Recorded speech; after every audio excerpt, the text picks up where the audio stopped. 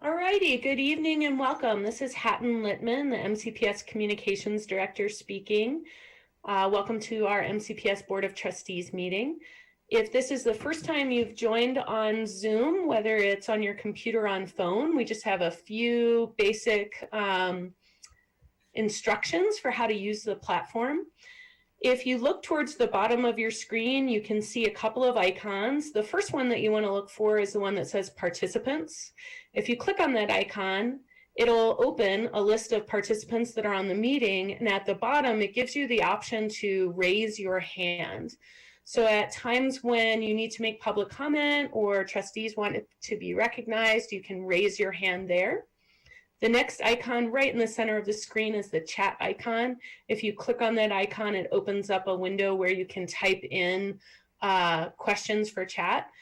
If you type in comments in that area, either we will ask you to unmute so that you can make them as public comment, or the board chair will read them as public comment so that they can be acknowledged as such. So we avoid back and forth conversations amongst participants because that chat function is really for the public record.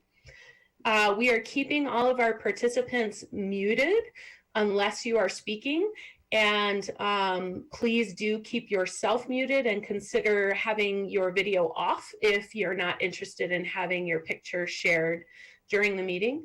For those that are joining on the phone, I'll repeat this later when it comes time for public comment, but if you need to unmute yourself on the phone, you press *6. And if you need to raise your hand, you press *9. And for those that are watching us on MCAT, if you're watching on MCAT and you're wondering how can I make public comment, you would need to join the meeting via your computer or via your phone. And you can find the instructions for doing that right on the MCPS homepage. You just scroll down to the little calendar icon and click on today's meeting, and it'll have details for how to join the meeting. And with that, I will turn it over to Chair Holland.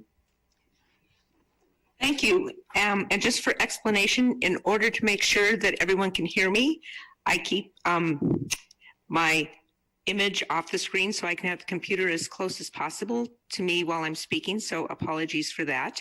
So I will call the meeting to order. I will welcome everyone who is present virtually, and I will take roll call of the trustees. So Board Chair Marcia Holland is here. Trustee Avgaris? Here. Thanks. Trustee Decker? Here, yes. Vice Chair Lorenzen? Here. I know Trustee McDonald could not make this meeting. Koan Mercer? Here. Trustee Oldperson? And Trustee Smith had also indicated he could not make this meeting. Trustee Sturbis? I'm here. Trustee Vogel? I'm here. Thanks. And Trustee Wake? I'm here. Okay, great. And so on the agenda, item number 2 is that everyone please stand. And Superintendent Watson, if you don't mind us leading us in the Pledge of Allegiance, we will begin our meeting with the pledge.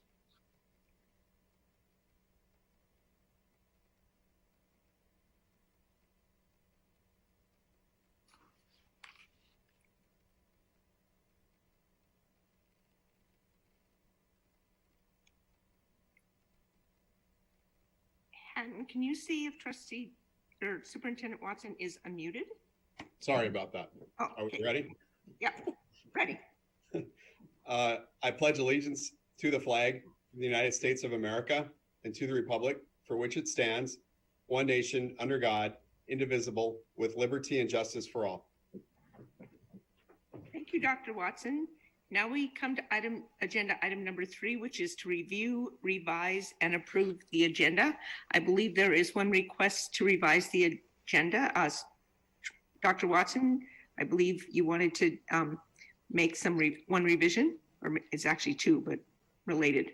Yeah, so the last item on the agenda this evening was an executive session, and we would ask from the administration side that we remove that item from the agenda.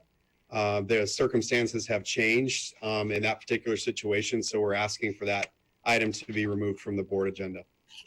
And I believe that would mean item number 12 would also be removed because we would have had to come out of executive session to take any action. So it would be items 11 and 12 will be deleted from the agenda.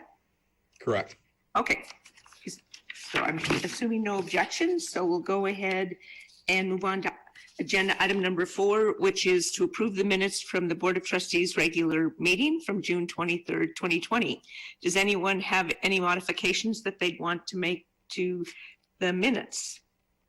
And I'm looking for hands being raised. Not seeing any, then is there a motion to approve the minutes from the June 23rd regular meeting? And let me get down in chat. Trustee Lorenzen has made the motion. Is there a second? Seconded by Trustee Avgaris. All those in favor, please indicate by typing in yes into the chat room.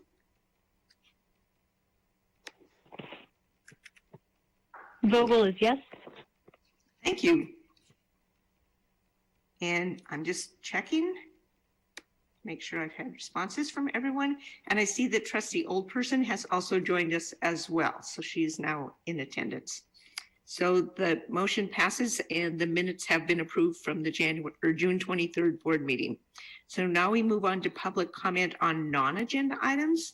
These would be items that we won't be talking about at some point in the meeting. They're not listed on the agenda, but they are comments that you'd like to make on items that you'd like the board to consider either in an administrative level or at a board level. And so the 3 things we ask is either raise your hand virtually or unmute your mic if you want to make public comment on non-agenda items. And we ask you to try to keep the comments to 3 minutes. And if you can identify yourself, and if you have an unusual spelling of your name, spell it. And if you represent an organization or a group, please identify that group. And so with that being said, is there any requests for public comment on a non-agenda item? And I'll try to look for raised hands, and I believe Hatton's going to help me look at mics being unmuted, and then I'll check. At this point, I don't see anybody unmuted and I don't see any raised hands. I didn't either. So we'll go ahead and continue on. There is written correspondence in the packet beginning on page 9. Now we move on to 6A, which is the Health Insurance Trust Fund report. This is a report that we see. It's a routine health insurance trust fund report for the month of June 2020, beginning on page 18. This is for information. And then we move on to 6B, which is announcements from the superintendent, Dr. Watson. There's also a written list of upcoming dates on page 19, but did you have any other announcements you'd like to make? I don't have any announcements. I do want to just explain the upcoming dates for the board meetings because they are slightly different than what we're used to. So typically we meet the 2nd and the 4th Tuesday of the month, which that means we'll have a meeting on July 28th. I know we discussed earlier about potentially canceling that if we didn't need it, but we believe we are going to need that meeting. So July 28th. And then when we get into August, because of the budget cycle and the requirements of the Office of Public Instruction and the state law around when we adopt the budget, we actually had to move the meeting up. So normally our meeting would have been August 25th, but we're asking the board to come together on August 20th in order to meet those budget requirements. So that's a special budget meeting that I'm sure Pat will allude to later on in his report. So that's all I have. Okay, thanks. Now we move on to 7A1, which is I believe the last of our Smart Schools 2020 update. So I think Pat and Burley are both on, and I didn't know who wants to introduce. It looks like, I don't know if Eric's there, but Aaron and Tyson perhaps from Holting will be talking about the high school construction program. So I'll leave it to either Pat or Burley to move forward with that and do the introductions. Yes, thank you. So this is the third in the third-part series looking at our bond projects, and Tyson Watson and Aaron Nostrand from Hultang are both here to talk about those projects in the high school. And Hultang has been our construction representative throughout these projects and have managed these projects on our behalf very well. And these presentations are a nice summary of the work that's been completed, and we're nearing the finish line of those projects. So with that, Tyson and Aaron, thank you for participating and presenting. Hi, can you hear us? I can, loud and clear. Thank you. Okay, great. Hopefully we can share screen here. Just a second.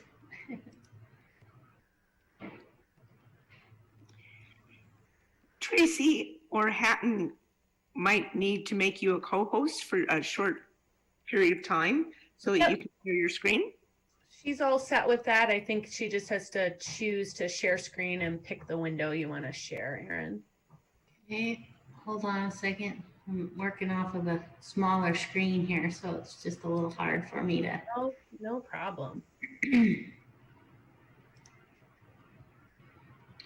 Find my screen. You see it, Tyson? Just click share. I don't know what that's about. Share screen. Yeah.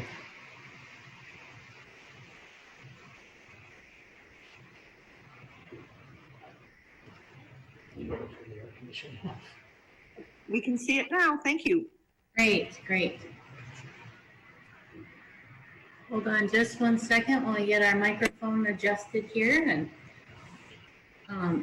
hey. Okay, I think we're ready to get going. This is Tyson Watson, and I've got Aaron Nostrand with me. Thank you for the introduction there, Pat. As Pat mentioned, this is our third and final. We've covered the elementary, we've covered the middle school, and now we are going to recap our high school projects. So our highest level summary, 70 million bond dollars were invested in the high school district. I missed an edit there already right off the bat. There were major improvements to the 5 high school buildings and the stadium. Deferred maintenance, technology, safety, and security and capacity were the 4 primary categories addressed, major themes throughout the improvements. And a significant subcategory under deferred maintenance was improving heating, ventilation, indoor air quality. So I've got Hellgate up here first. The project was substantially completed at the end of January in 2018, about a 2-year project. MMW Architects in Missoula was the architect, and Jackson Contractor Group, also of Missoula, was the contractor.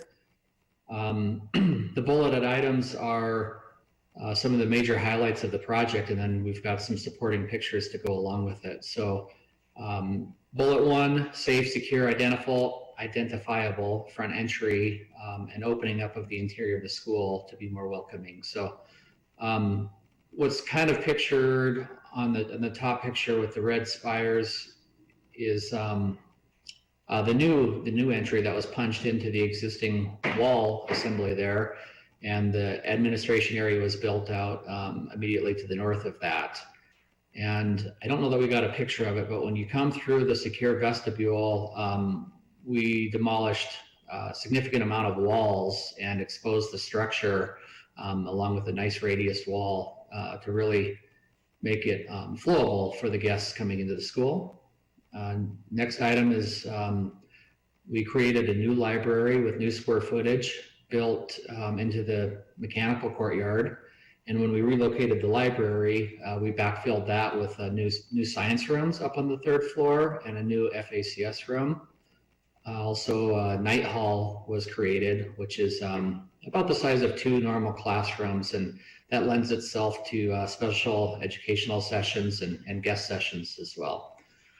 A new kitchen was created, and the existing hallway was opened up significantly to what we call the dining commons. It's a flexible breakout space also. There was an existing outdoor bridge, which was dilapidated and of course, not always great to cross in the wintertime or if it was raining. So that got demolished, and that's where the building addition was. So now there's a bridge, but it's indoor. Visual and acoustical improvements to the main gym occurred. Also some repainting leading into the gym happened a couple years ago.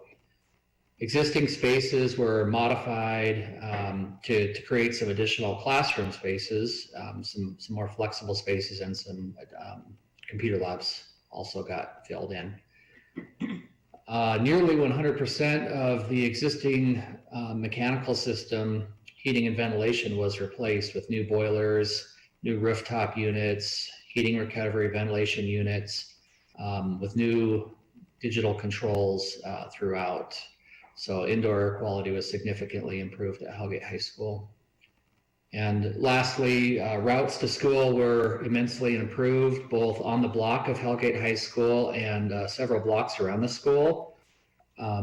Partially thanks to the bond money, but also thanks to efforts made to secure some transportation grant money. So moving on to the photos. Top left is an image of the new kitchen, where more in the back of the picture in the shadow is where the food is prepared, and those are serving bars that the students snake through to choose their meals. Bottom left is the corridor that splits the cafeteria to the dining commons on the left, and on the right with the cage is the kitchen area, which is closed in this photo. And then other images of the new flooring, new wood ceiling, lighting, improvements around the windows, just a nice refresh of that space. These are all slides of the new library. You can see a nice structural steel element to really open up that space and allow for an open floor plan. Those are called the structural trees. And nice new furniture with an array of soft seating and hard seating, and lots of rooms for books and periodicals. What's a little bit more challenging to see is in the bottom left-hand corner, but you might be able to recognize 4 red framed openings. And through those openings is a technology lab, computer lab. On to the next slide, the top left is the new Family Consumer Science space up on the 3rd floor of the northernmost part of the building. And top right is the corridor that leads down to the 3 new science rooms. Bottom left is an image, I believe, of one of those science rooms. And then bottom right is also from Family Consumer Science. This photo is the gym that probably everybody knows. Before we started work, it had a acoustical lay-in ceiling, a 2x4 grid with lay-in ceiling tiles that were prone to being damaged by balls and pretty much anything else that got kicked high enough. So that was taken down and the barrel roof exposed to open it up, and the barrel roof was lined with acoustical panels. Moving on to Sealy Swan, that was a project that got started right at the beginning of the bond, and the CTA was the architect on the project. Wadsworth Construction out of Great Falls was the builder. Highlighted features of this project are safe, secure, identifiable front entry improvements. Not shown in either of these photos, but I think it's on the east side of the school, near where the existing front entry was. So a new school and community theater was probably the main feature of this project, built off of the existing gymnasium. And improvements were made to the gymnasium such that the theater would function and sound correctly and also look nice. New boiler, new unit ventilators in the classrooms, and modernized digital controls were completed for the project. And similar to all Missoula projects, new cameras, card readers, technology, safety and security were also executed for the Sealy High School. All right, now we're moving on to Sentinel High School. This project was just recently wrapped up for its major bond design improvements. Langlis and Associates is the general contractor, and MMW Architects was the architect. Highlighted features are the new secure front entry, vastly improving. We also vastly improved the administration space with oversight both on the exterior, but also looking into the core space and down the hallways of the high school. A new performing arts addition was built alongside the existing Margaret Johnson Theater. There's nice soundproof, sound resistant, maybe we should say, practice rooms, a new band room, support spaces for the band and the music programs, a new choir room, and improved storage and spaces for the drama department as well.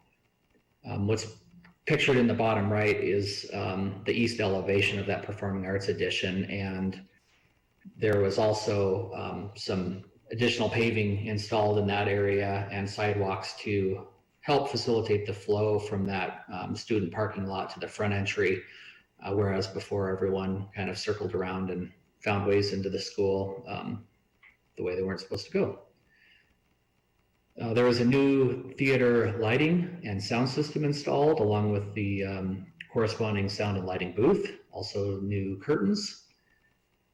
The STEM addition was new square footage built next to the existing shop facilities, the wood shop and small engines.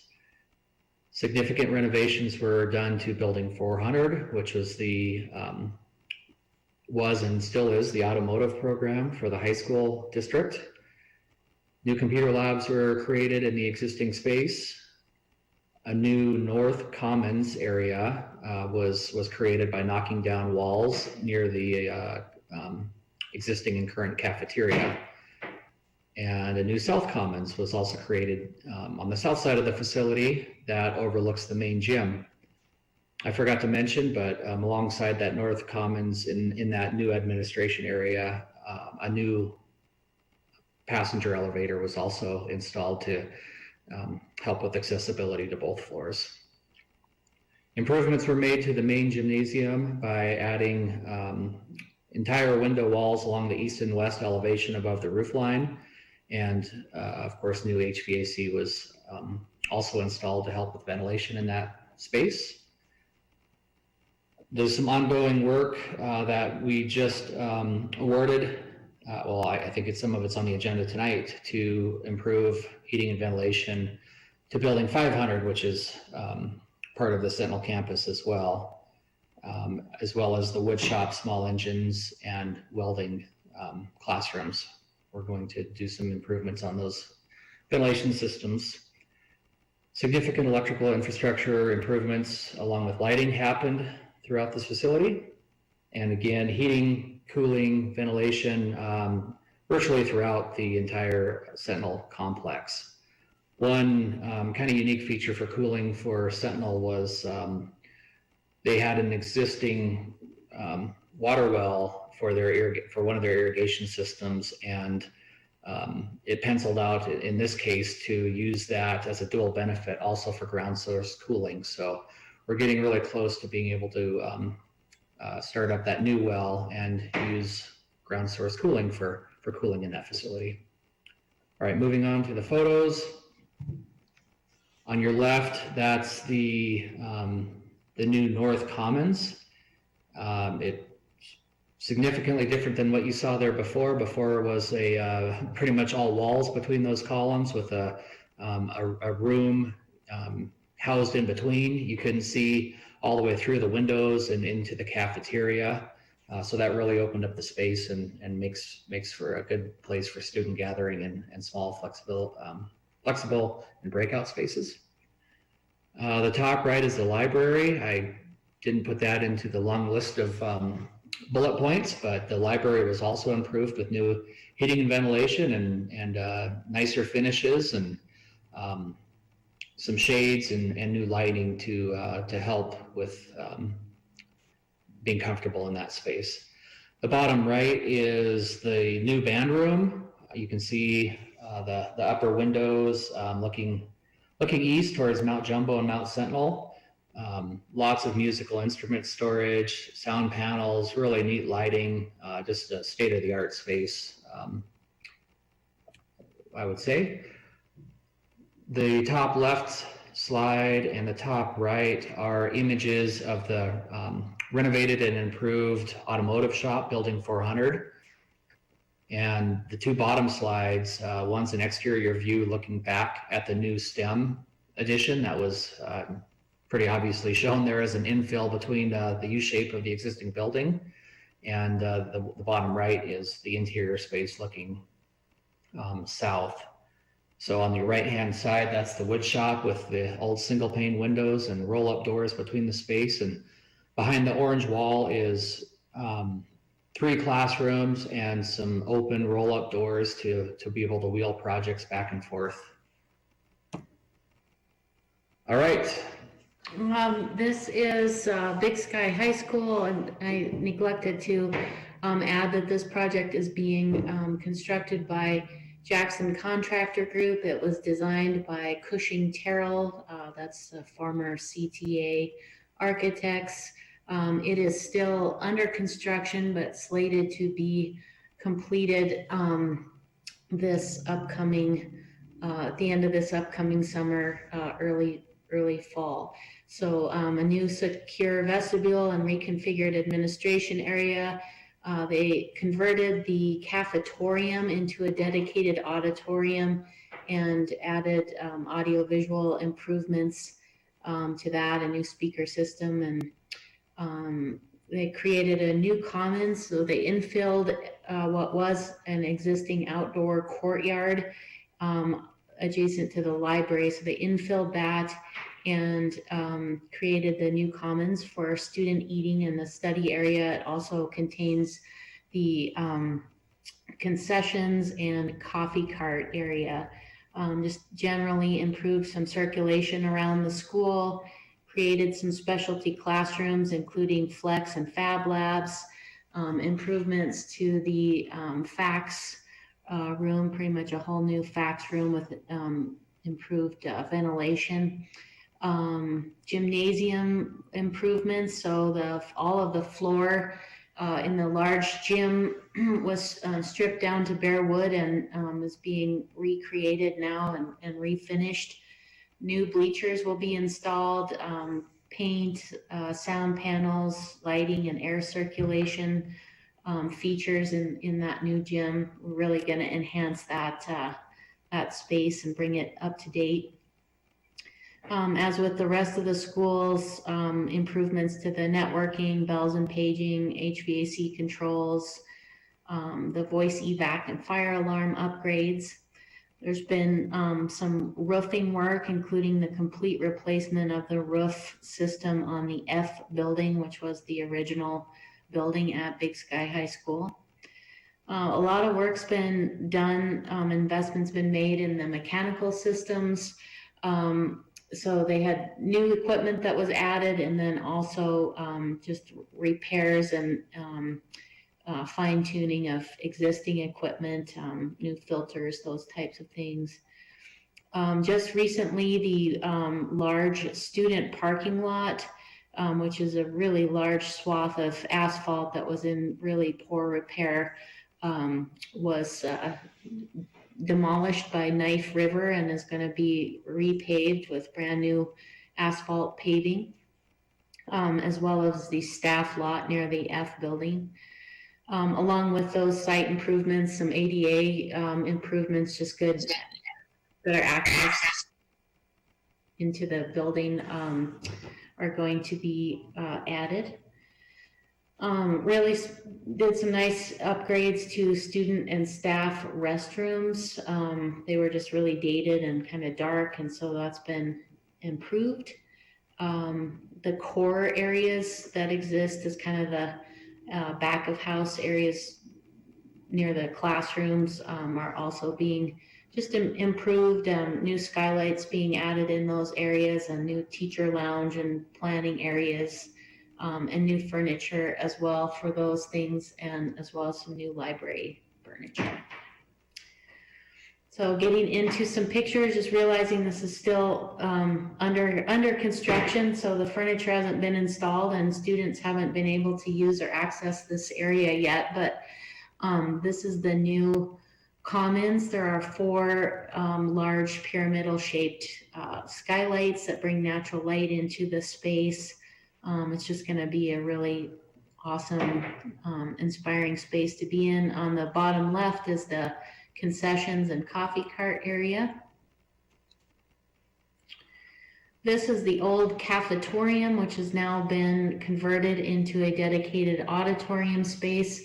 You can see in the back behind the furniture that hasn't been unpacked and installed yet, some retractable seating. So these are kind of similar to bleachers, except they actually have upholstered, nice auditorium seating. They're just able to fold in and retract, and so that gives that space some adaptability to other types of presentations. On the left is the new ticketing window and some new acoustic panel. Again, these are a bit under construction, but the new skylights have been replaced, and they're really so much nicer than the yellowing old original skylight panels. And in the bottom left is a new flex lab that's going to be used for their media and journalism program. In the center there is some upgrades to the restrooms, and then on the right, still kind of early in construction, but you can see new vent hoods being added into what will be the new culinary space, or the fax room. Real preliminary pictures as well of the gymnasium with the old bleachers taken out, the old suspended ceiling removed.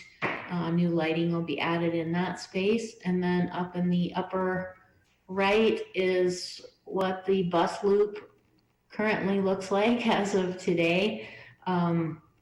That will be getting brand new asphalt, and then just below it is what the current practice field looks like. They removed the sod in that area, and they'll be replacing that with new base irrigation system and sod. I'm going to let Tyson speak a little bit more about improvements to the stadium out at the Big Sky campus, because I wasn't involved in that project when it happened.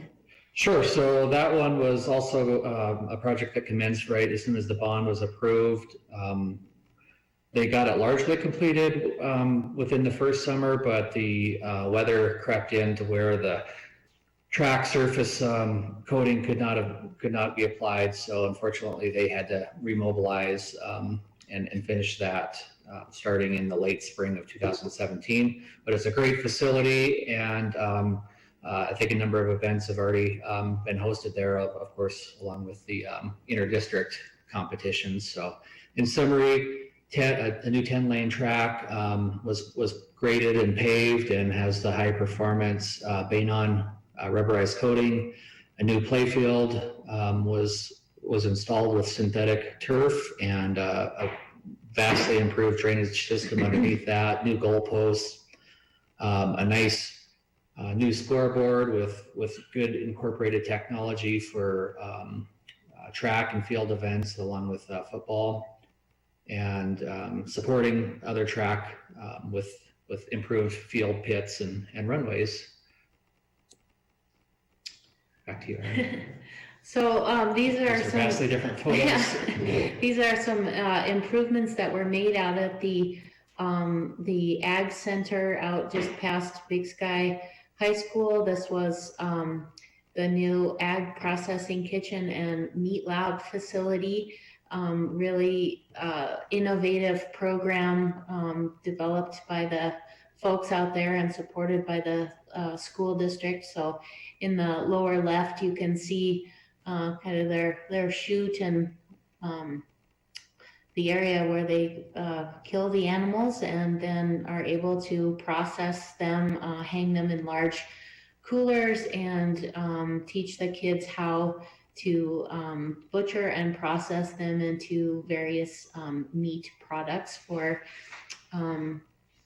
different uses around the district, and really cool program there. So this is the Willard High School. So a little bit of remembrance of the old building that stood there that was torn down actually last summer when that was finally completed. And below that is the new east elevation of the new Willard School. So this was built by Sletton Construction, designed by Cushing Terrell, or CTA. Really an innovative and inspiring new building with lots of abundant natural light, a lot of open concept with group breakout areas and room for student socialization and learning. Open concept multi-purpose room, which is open to a learning stairs that's used for group presentations, where the school meets as a whole school for different types of presentations. An enhanced central culinary and facts type room that's open on all sides, or with encased in glass, really, and so people can really see what's going on in there. Nice art and maker spaces, a student thrift shop, and a comfortable and inspiring library space. So here are some pictures. This is from the top. On the left is from the top of the learning stair into the multi-purpose room. There is a large, very large garage door which can close down in front of that, as well as a big curtain to separate those spaces. You can see the kind of cool feature stair and learning stair in the other pictures. Lots of great innovative fun art all throughout the school, kind of a hip interior with exposed mechanicals. And this is you can see on the left the glass that encases the fax room, and then this is their cafeteria space and space where they can sit and study. There's the culinary room, and then kind of one of the breakout spaces, and the library on your right. Tons of natural light in there. Kevin, the principal, has spoken many times about the positive effect that has really had on their student body, because the old building was really dark. Here's one of the science labs, and then the new basketball court. You can see the solar fence installation, which was not part of the bond, but really a cool feature located on the western boundary of the school, which creates a fence that's generating power. And that is it. Thank you both. Do any trustees have any questions or comments? This is information only. But I'll go to the chat room and see. Sorry, I just need to get it back opened up. Like Diane has a question. Oh, thank you. Trustee Lorenzen, a question or a comment? Question? I see now. Thank you. I do have a question about the Big Sky High School auditorium. Can you tell me what the seating capacity of that is for a production? Oh gosh, off the top of my head, I think it's around 500. Nice. 480, somewhere in there. It's a pretty large seating capacity within the actual retractable bleachers, but then as well, and this was requested by the drama teacher, that some additional floor space exists in front of the bleachers, because they often do dinner theaters and things like that. So there was additional furniture, chairs, and movable, nice movable tables that were also added in there for additional capacity. Any other questions or comments? I'm just checking to see if any hands are raised. Seeing none and seeing no indication in the chat area, this is information only, but any public comment? Once again, I'm checking to see for virtual raised hands or anything in chat. Seeing none, I just want to echo Trustee Lorenzen's comment in chat. Thank you for a great presentation. Thank you for putting together all the presentations at the elementary level, the middle school level, and the high school level. For I think those new trustees and for members of the public who haven't been able to tour the schools like the trustees have been able to do, this has been really helpful so that everyone can see that the bond money was spent meeting the several goals of what was identified in the bond. So thank you for increasing safety, security, making sure that the air flows well, making sure that the student spaces are used appropriately. So thank you to Aaron and Tyson and everyone at Holtang. So thanks very much for being there. Thank you for letting us speak, and we certainly try to keep it brief. We know there's a lot on the agenda for tonight, so thank you as well. Okay, thanks. And so we'll move on to another finance and operations topic, which is A2. It's the fiscal year 21 budget update. At this point, it is information only because, as Dr. Watson indicated on August 20th, I believe it was, we will be adopting the budgets for the 2021-22 year. So Pat, I'll turn it over to you and I'll go back on mute. All right, thank you. And so from a statutory basis, the August 20th is the date by which school districts need to hold their budget adoptions, hearings and meeting and approvals. And then you have 5 days by August 25th to adopt. So that's why we scheduled for the 20th. You can hold it earlier, but the 20th for us is the date when we would have reappropriation numbers in place. So that's critical information for setting budgets. So for tonight, I was just going to sort of preview some of the spreadsheets we'd be going over, or the board would be looking at. We'll likely present additional information closer to the budget adoption time, either in August or the second meeting in July, that will reflect what information that you'll see at the point of the budget adoption. So I know a lot of this is review, but the page 20 of the agenda provides the projection information at this point.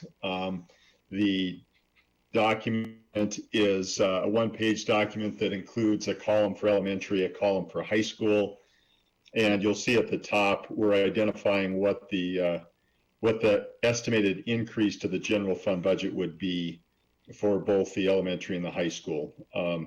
The elementary increase would be $1.5 million. That increase is based primarily upon our enrollment increase. Our budget components that are statutory are really driven by enrollment, A and B, average number belonging.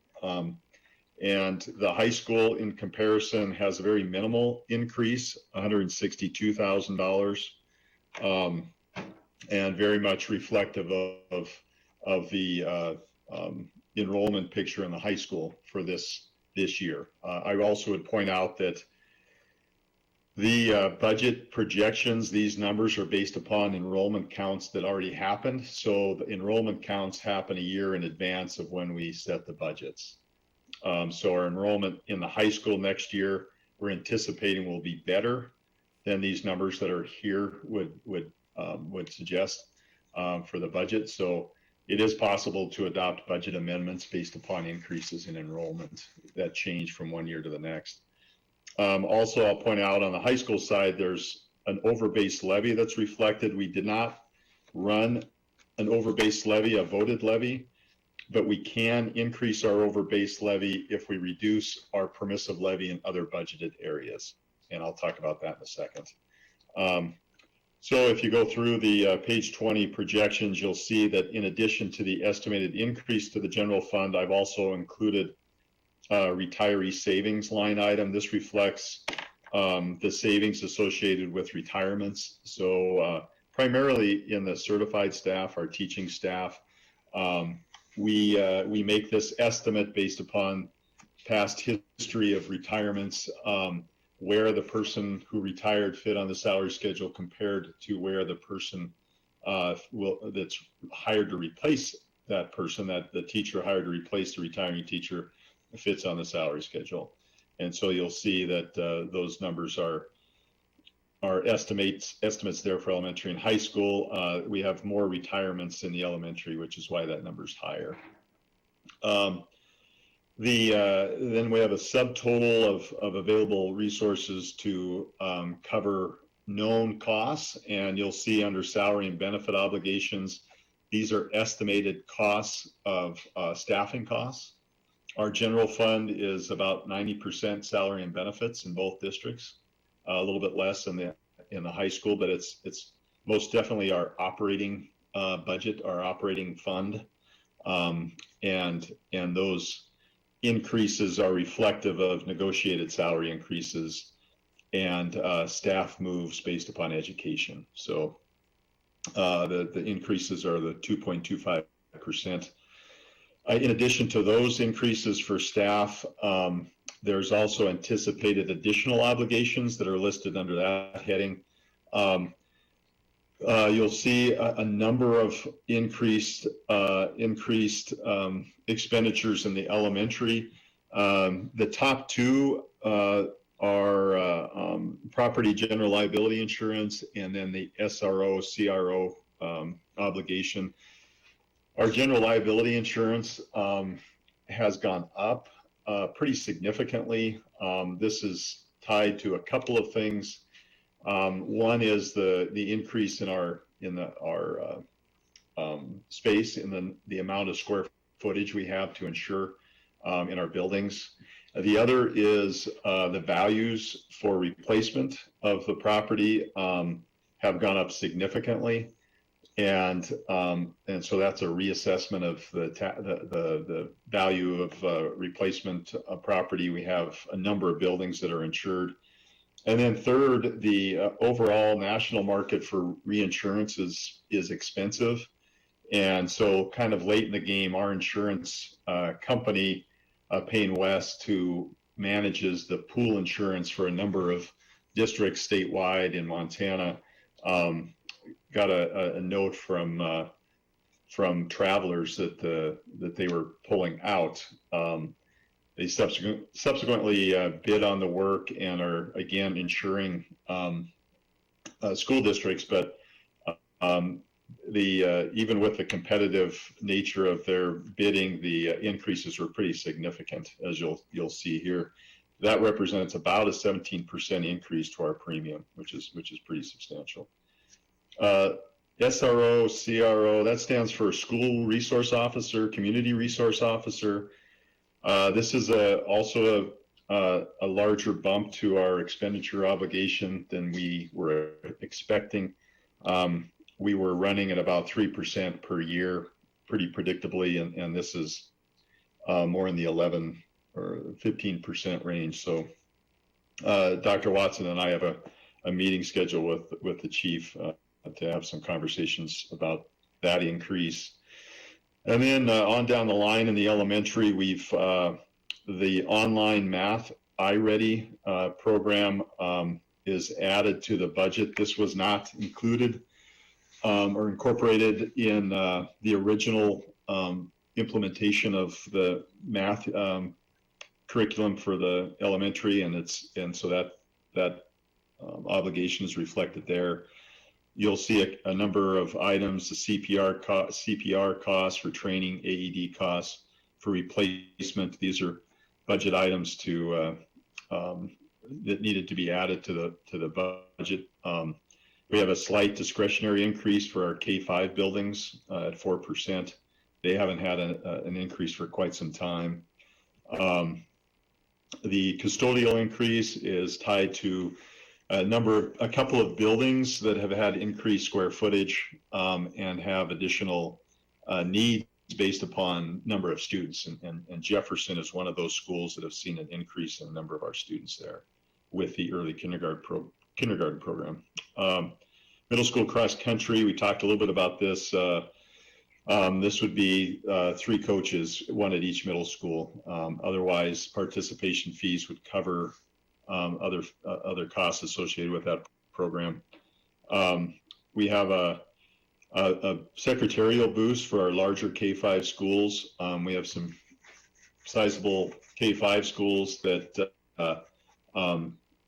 could benefit from additional secretarial help, and that's that $60,000 increase here. The 0.5 library FTE at Meadow Hill is for accreditation. The 1 FTE fine arts position would be a roaming position, so it'd create additional opportunities for K-5 staff in terms of prep and PLC work. The next 2 early kindergarten FTE, both certified and para, these positions were initially funded with Title I, so this is a move into the general fund budget for those positions. We now receive funding for the students who attend early kindergarten program. That's part of our A and B, average number belonging. And then finally, at the bottom of our sheet here is we're identifying other reductions, offsets, and savings areas to help balance the budget. And really, this is mostly impactful on the high school side, where you'll see we're down about 620,000 going into this section of the spreadsheet. And in the elementary, we're recognizing some position savings, which is a positive, and then also utilizing an interlocal agreement that is a statutory allowed agreement between 2 districts like ours, so we can support each district. So here the elementary is supporting the high school district. In addition to that, we're relying upon some one-time only funds, work comp credit, and then a tuition fund increase for excess special ed costs to help address the deficit in the in the high school. And you'll see we still haven't tackled it entirely, but we'll have a strategy for that by the time we adopt our budgets, including some multi-district support through funds we were able to preserve with this past year's budget. Lots of information to absorb, and I should point out that the amount of the property liability insurance increase is slightly less than what's reflected here. So it's about $15,000 less than what's reflected. So that's a positive on that side. I have a couple more spreadsheets to talk about briefly, but before I move on, I'd be happy to answer any questions regarding these projections. Any question? It looks like Trustee Decker has a question, and then I'll keep on the lookout for other trustees with questions. Hi. Thanks, Pat. I have just a quick question about 2.5 FTE secretarial help for the K-5 schools. Right. Larger ones in particular. I was curious if you could say, I'm sure that the schools are needing a tremendous amount of help to manage everything that they're managing at a distance. I'm curious about what that looks like and which schools are getting that help. So these are schools whose enrollment I want to say is about 415 on up, 415 on up to 500. 5 schools, so you would have Jeanette Rankin, Lewis and Clark, Paxson, Rattlesnake, Hawthorne, I want to say, are the 5. And I think that with those larger schools, based purely on number of students, you have that sort of a multiplier of parents and student activity at the front desk. And then that management obligation that extends really to the secretary. They do a lot at the schools, just a lot involving everything from helping support the principal with the budget to coordinating pickup, drop-off, transportation, substitutes. It's pretty amazing, the whole breadth of what they do. So really, it's trying to provide a little bit of relief in that respect. Any other questions from trustees? Can I ask one quick follow-up about that? Yes, go ahead. Trustee. So as our schools get bigger, there are certain staff positions that are required by their size and so on. This isn't required of us at a certain size. This is simply about directing some more support there. Exactly. So it's directing support, and if you at the middle school size, we, in addition to secretaries, have bookkeepers. So the 3 middle schools will have, I want to say, 2 secretaries and a bookkeeper. So it's not accreditation based, but it's workload based and service based. And Trustee Mercer has a question. So, if I understood this right, that the money trails the actual enrollment by a year. We're transferring this year money from the elementary to the high school, but you anticipate that's kind of a this year thing and not necessarily like ongoing. It's because there's a lag between the money and enrollment increasing at the high school in part. Yeah, it's a great question. So yes, we're anticipating this would be a 1-year deal because it looks like there's a good class coming into the high school that would be counted next year. The other piece is that it's very much enrollment driven, as you mentioned. So the budgets are affected pretty significantly by enrollment. And there's some slides that we have on their website and that we share with the trustees in their handbook. It's also on the website, just kind of showing in graph format the link between enrollment and budget. And then what we'll do with this support from the elementary is we'll not rely upon that in the high school unless we absolutely have to. So when we've supported one district with this interlocal fund, we've only utilized it when we've had to utilize it, which means to the extent we can keep those funds in the elementary, then we will. This is just the support we need to keep the high school programming in place and intact. Does that answer your question, Trustee Mercer? Yes, thank you. Thanks. I'm looking to see if any other trustees have questions. I'm not seeing any other. Oh, Trustee Decker has one additional question. Go ahead, Trustee Decker. Sorry, thank you. So I remember, I think the list of schools that you listed, none of those were title schools. Is that right? So, that's correct. And this essentially is adding up to a half-time secretarial position at our 5 non-title schools? Is it actually Hawthorne is in the mix. Schools? Yeah, Hawthorne was there. Title school. Yeah. So, but there's 5 schools, and so this is a half-time position at each of the schools. Correct. Yep, 10-month half-time position at each of the schools. Thanks. Mm-hmm. Chair Holland, can I make one more comment? Sure. Go ahead.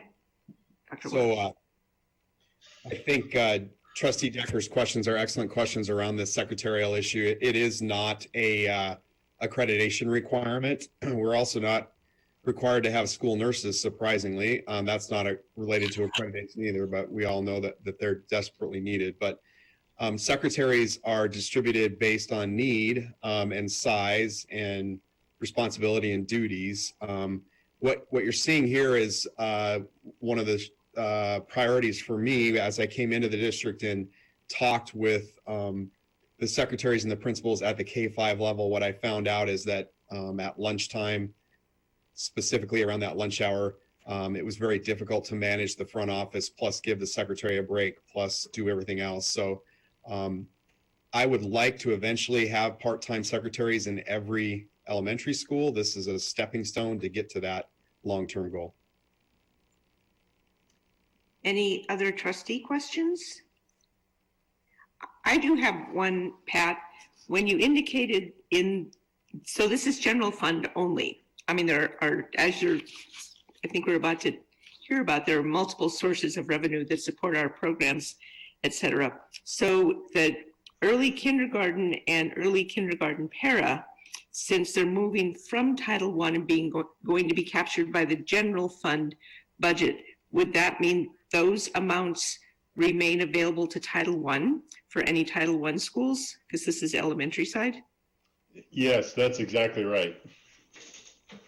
And I'm not waving to you. I'm just trying to get my lights on. Sorry. Yeah, that's exactly right. So those funds would be freed up in the Title I program for the elementary side. Okay, thanks. And any other questions? Not seen any. Then Pat, I don't know if you want to cover the additional items that are getting on 21, et cetera. You bet. So page 21 identifies the various revenue sources for our general fund. And if you look at the top part of that page, that's the elementary general fund comparing our this past year, 2020, against the projected 2021 budget, and where the additional revenue is being derived. And if you go on the left side, it lists the various components, and these are all linked to the school funding formula. And if you go down about 5 spots, you'll see the base levy and the over base levy. Only those two items are, those two categories are both local taxpayer levied amounts. And you can, the rest are state funding components and supported through state funding. If you look at the base levy and the over base levy was 0, and that's the portion of our budgets that are voted, the over base portion. And then the base levy amount went down, and that amount went down because the state funding picked up a greater portion in guaranteed tax-based aid as one area. So the bottom summary just kind of identifies the number of mills we're anticipating levying, and then we'll talk more about this when we adopt budgets. But at this point, we're saying in the general fund in the elementary, we had levy 8 fewer mills, and that's based upon the current taxable value of $1,029,495 that's reflected down below. And we anticipate that value will go up, which means our mill values will go up and our number of mills will go down. That means a lower tax burden to the taxpayers. On the high school side, it's a similar picture. And then you can see here on the high school side, also the A and B is 38 less than what it was the prior year. So that's a lower enrollment number in the high school, and that's having this impact on our high school budgets, which we hope will reverse itself next year when we do our enrollment counts in the fall and then again in the spring. The next several pages, when we talk about different buckets of funds for a school district, you'll see this breakdown here. And again, this is all on our website under business services, but on the left, we identify the type of budgeted fund. The first is the general fund, and you'll see the numbers that are listed there is the existing budget adoption for those for the general fund. And then the funding source is a mixture of state and local funding. It's levied locally. And then the purpose, it funds the operational costs of the district. And then there's some examples to the right. And as mentioned, salaries and benefits are 90%, but you'll see utilities and materials make up the other 10%. Transportation is another fund, and this is only for to and from transportation. It's funded through a local permissive levy, but also with a state and county contribution. This fund supports our contract with Beach, also supports some salaries related to transportation, and then our routing software. The tuition fund is a permissive levy. It funds both the detention center, students at the detention center, but also excess special ed costs, and that's a new feature in state law that we've utilized the last couple of years. On to the next page, page 23. The retirement fund is a countywide levy, and this covers the cost of staff fringes, primarily the contribution to the retirement system. And then the other items are listed: Social Security and Medicare taxes. Adult education, we have both elementary and high school, very small amount in the elementary and a large amount in the high school. And again, for instruction, 16 years of age and older at the adult, for students who are not in our public schools. Technology, we have a voted levy that is an ongoing levy. In the elementary, it's $850,000. In the high school, it's $750,000. That's reflected here. And that's a significant deal for our district. It helps maintain our equipment and our software. And you'll see that's a significant piece to the expenditures out of that fund. There's a flexibility fund, which we don't utilize, but that's also one of the budgeted funds. And then on page 24 and 25, you'll see the non-budgeted funds. Oh, I'm sorry, page 24, the remaining two budgeted funds are debt service and building reserve. We do not currently have an active building reserve. Those expired in 2016 and 2015 in the elementary and 2018 in the high school. The debt service fund is where we levy to support the debt obligation associated with our bonds. So that's primarily principal and interest payment. It's like our mortgage payment at home, but that's what we levy, is to support that obligation. And we'll talk some more about that when we get closer to the budget adoption, but we have a number of, this past year and then this upcoming year, we've had a couple of refunded bonds on the high school that are falling off the table. So those will result in some pretty sizable savings to our taxpayers, is about $700,000 that won't be levied for those debt service obligations.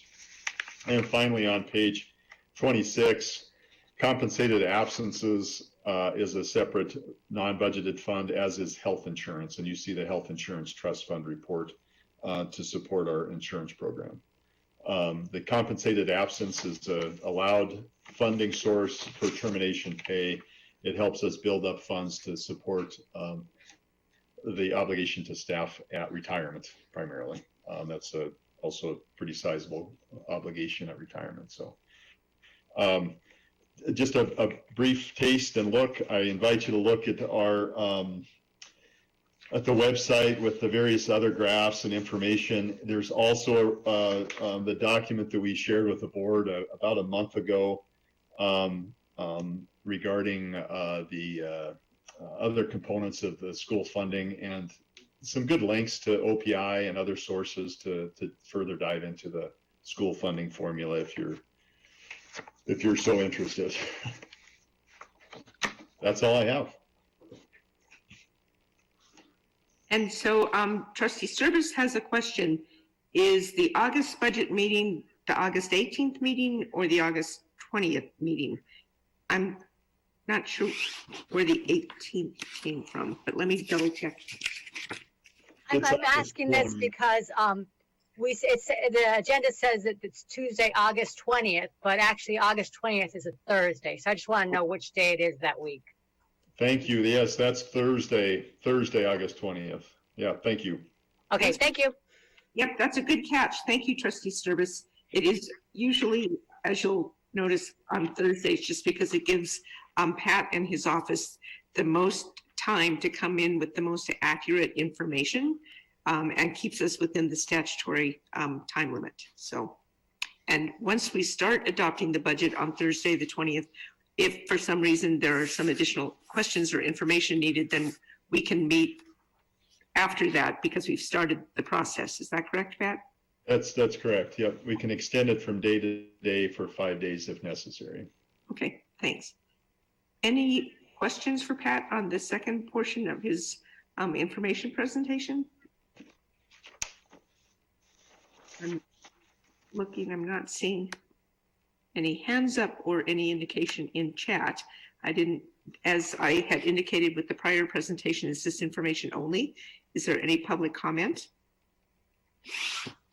Again, I'm checking. I don't see any indication of public comment on this information item. So we'll thank Pat to you and all your office. Funding how school boards fund their school districts is a complex, incredibly complex process. So thank you for trying to present it in the simplest terms that is possible, which is a big challenge. But thank you so much for giving us the update ahead of the actual budget adoption meeting. You bet. Thank you. And then we move on to number 3, which is to discuss the potential lease of the unleased portion of Cold Spring Elementary. And Pat, this is on you. And perhaps for the benefit of the new trustees, you could just kind of briefly capture what the other part of Cold Springs Elementary is being rented out for. So why this is captioned the unleased portion. Yes, thank you. So page 27 is a sort of rough diagram of Cold Springs School, and the bottom of the page is actually facing north, and the heavily shaded area or outlined area is what's currently leased right now to Mark Roberts, and it's being leased for early childhood services, childcare services, and the portion that's unleased is in as a jagged line as its boundary, and it doesn't quite include all of the remaining space. The historical school building that's at the northernmost end, that bottom part of the page, would remain unleased under this proposal. So the proposal is reflected in the background section, is to use that space for a dance studio. Studio M approached the school district about using some space. They're pleased with the space that was here at Cold Springs, including the location, and the space that would be leased is likely more than what they would need, but it's really not possible to break that space up into chunks very easily and still have access. So that section there would have access, and then I think that the proposed tenant would look at subleasing a portion of the space to another dance studio. So this information's been shared with Mark Roberts, the tenant on the remaining space, and he certainly finds that it's a compatible use with his use, as the dance studio serves children ages 2 to 18, and could be a beneficial partnership between those two tenants. And as indicated in the background write-up, this is information only. The tenant would really like to get into the space by August 31st. So what we would anticipate doing is sharing with the board a lease agreement. It would look very much like the one that the board looked at for the other Cold Spring space, including the price per square foot at $3, and we would share that at the next available board meeting, ideally. So I think that's all the information I had to share. Thanks, Pat. It also looks like there's a representative from Studio M participating in the meeting. I didn't know if any trustees have any preliminary questions, since this is information only at this time. but if you have questions, so that the representative Studio M would know what any questions or concerns are, that would probably be quite helpful. Any questions from any trustee or any comments?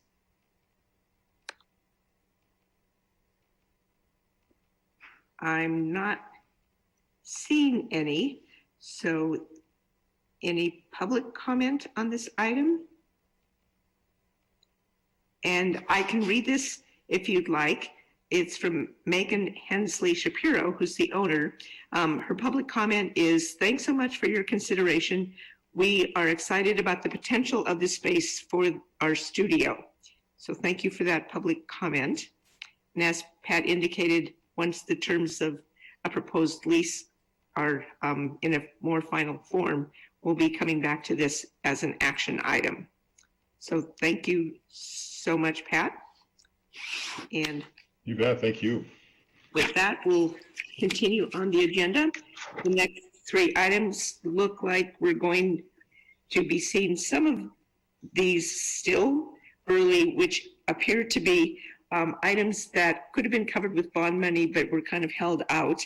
And then when we see how much bond money is available, there are some additional improvements that we would like to make. So the first one is to award a bid for Paxton Elementary School cooling addition. So this is a K-12 elementary action item. So Burley, sorry, I'll turn it over to you. And I think if it's okay, I'll pinch hit for Burley. Oh, okay. I thought I saw him in the meeting, but maybe he didn't. Okay. Yeah. So thanks, Chair Holland. Exactly right. These are some projects that we sat on to make sure that we hit all of the school buildings, and we had a few that we could come back to, and this one and the next one are both upgrades or updates to the cooling availability at Paxton and at Chief Charlo. At Paxton, it would only support the upstairs, but it's stifling in the upstairs of Paxton at a certain time of year. And so the recommendation is that we award this bid to 4G's Plumbing and Heating in the amount of $91,000 to be funded with bond proceeds. Any questions for Pat? Just checking.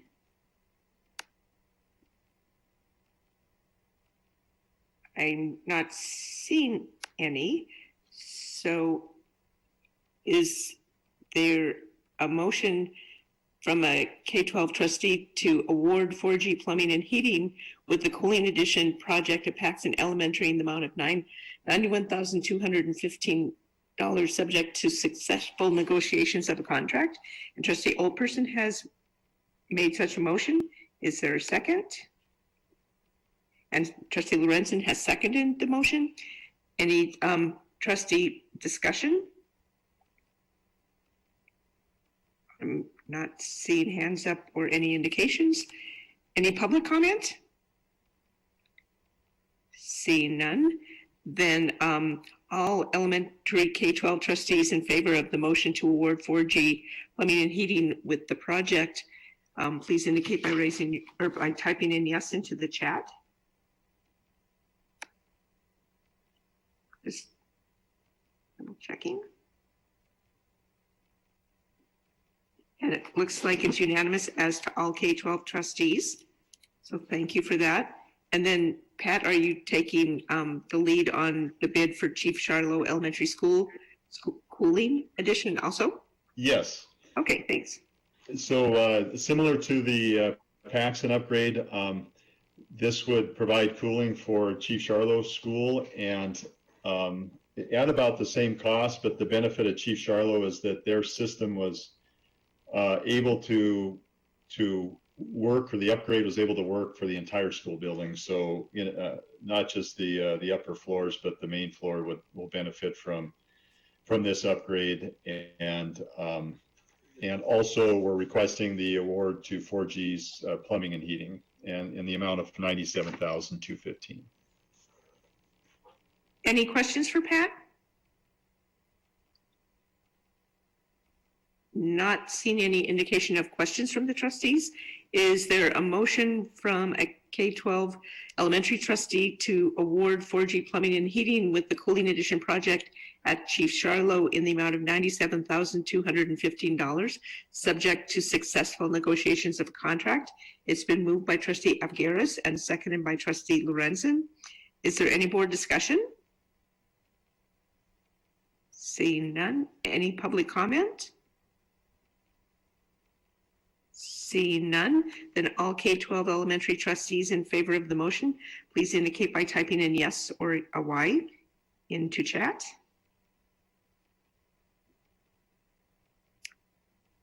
And it looks, let me double check. Yes, the motion has passed unanimously. And then we move on to 6, which is slightly different in the funding source. So Pat, did you want to explain this too, or is it Burley? It's still you, right? It's me, yes. So this is that great project up at Sealy where we're replacing the piping. It's funded, as Chair Holland mentioned, from not from the bond, but from a Department of Commerce grant, a delivering local assistance grant. And we have the project designed, and this is the result of bidding for plumbing services. So that's the primary work that would be performed.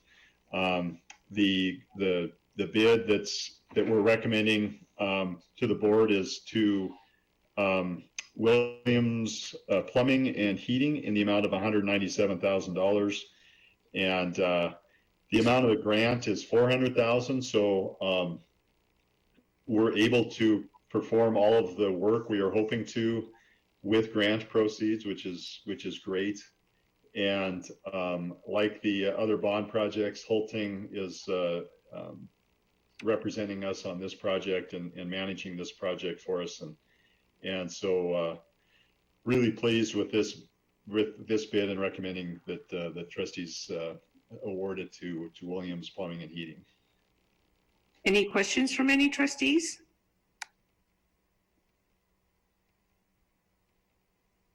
I'm not seeing any others. I have one, Pat.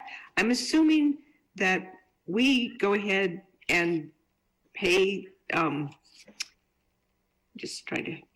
Williams Plumbing, and then it's reimbursable out of the grant, and that any unspent monies we don't receive from the grant, but if there's a little bit of overcosts, we've got a pretty good cushion on because of the size of the grant.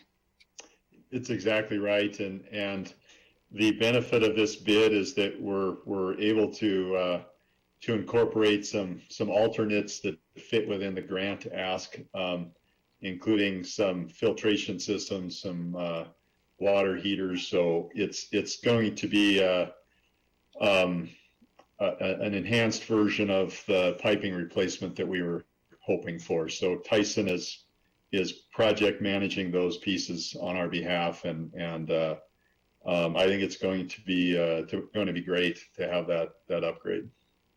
Thanks. Any other questions based on mine? Not seeing any. Then is there a motion to award Williams Plumbing and Heating with the water pipe and fixture project at Sealy Swan High School in the amount of $197,300, subject to a successful negotiation of contracts? It's been moved by trustee Sturbis and seconded by trustee Avgeris. Is there any board discussion or comment?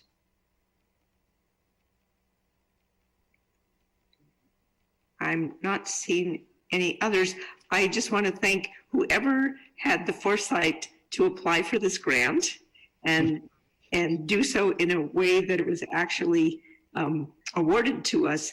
If that was, you were involved with that, but if you can pass along the thanks from me and the board for doing so, because this is, really a very wise thing to have had the foresight to do. Yeah, thank you. I was really happy we got it. Kara Tortorich, my assistant, and I took a gamble and with the support of the superintendent, both Rob and Mark when he was here. So it it was great that it was awarded. So it fit within the request. So that's great. Yep, and and pass the thanks along to Burley too for his involvement as well. I see that Dr. Watson indicated he was involved in it as well. So thank you to all of you folks. You bet. Thank you. It looks like there's public comment, and there is one from Tyson from Holtang. And if you want, Tyson, I can read it for you, or you can read it yourself, whichever you prefer. Okay, so Tyson indicated, let me jump back to make sure I've got his last name right. Tyson Watson from Holtang, and the company is HULTANG, has made public comment. Great work to Pat, Burley, and Kara for submitting that info for the DLA grant. There was tremendous competition statewide. So public comment from Tyson. Any other public comment? Seeing none, then all trustees in favor of the motion to award Williams Plumbing with the project at Sealy Swamp, please indicate by typing in yes.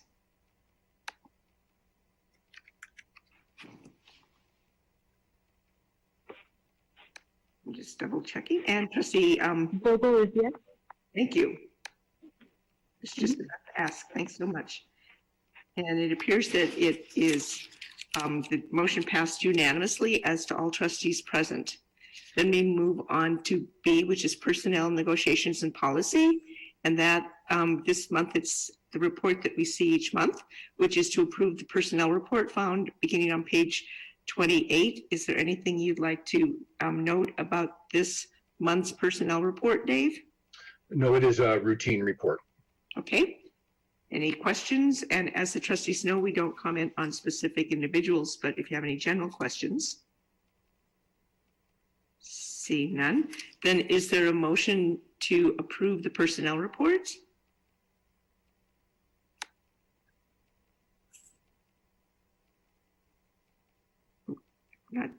Oh, there we go. So trustee Lorenzen has so moved and seconded by trustee Abgaris.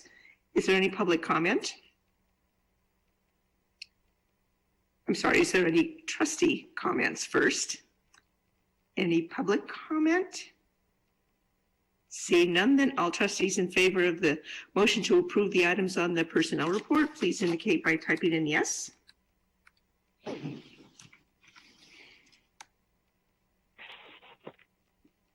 And trustee Vogel? Vogel is a yes.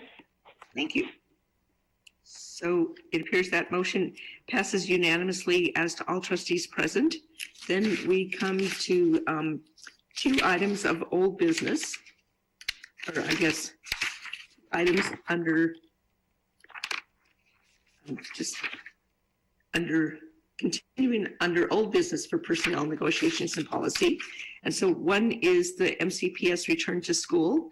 Again, it's explained in the agenda. This is information only, but the district is seeking feedback, and especially, including feedback from the trustees. So Dr. Watson, if you want to give us the current update. And it looks like he's working on sharing his screen, I'm guessing. There we go.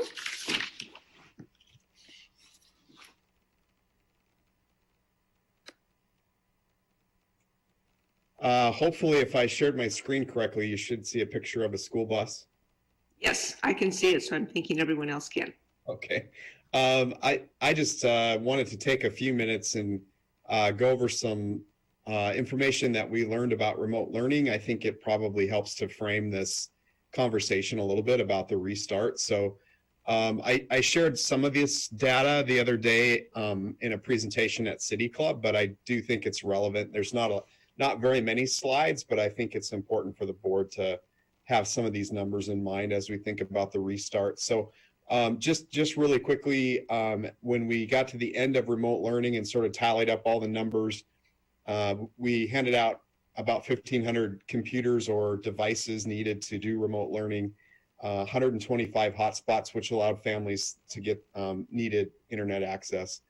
The lunch delivery thing was probably the most incredible thing that I can report. So Beach Transportation, with their help, 57 days of lunch and breakfast, over 92,000 meals served. Well, 92,000 bags of food, but that included lunch and breakfast for the next day. So that's just a tremendous turnout for our lunch program. And just to remind the board that that wasn't necessarily just MCPS students. Remember that meal program was open to any student under the age of 18.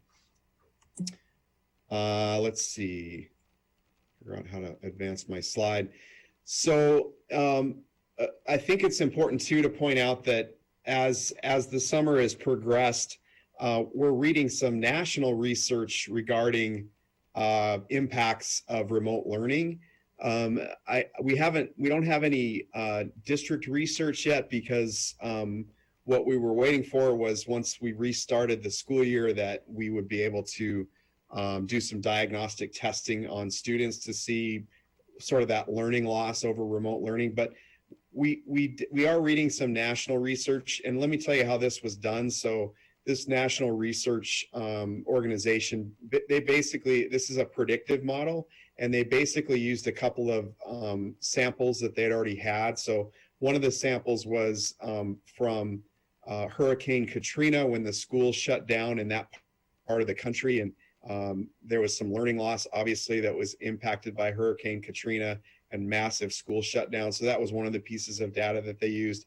They also used some data from weather-related shutdowns. So when, school districts across the country, not like Montana, but other school districts that go into days and days of shutdown because of severe weather, they use some of that predictive data to arrive at what they expect might be the learning loss with COVID-19. And I want to just put these in perspective for you. So traditionally, in the summer months, we experience a summer learning loss, also known as the summer slide in some cases. But traditionally, we've seen that, and that's been researched over time, that there is a learning loss over the summer. Ironically, just because we're out of school for 2.5 months, that's not necessarily, that doesn't equate to 2 months or 2.5 months worth of learning loss.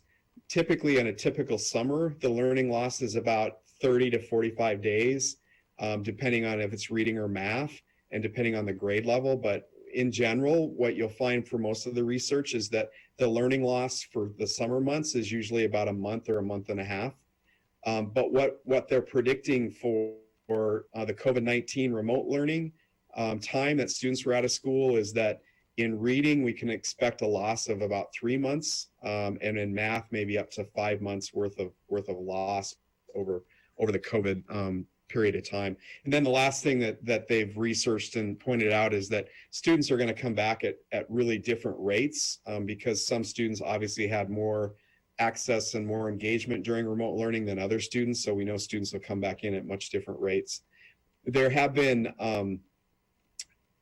a lot of studies on the impacts of mental health, but one thing I found interesting is that nationally, those students that have mental health services, about 57% of them receive them at school. So, not being in school obviously has an impact on that. And then what they're telling us is that when kids come back, we really have to pay attention to these three things. We're still involved in a public health crisis. There has been a period of social isolation.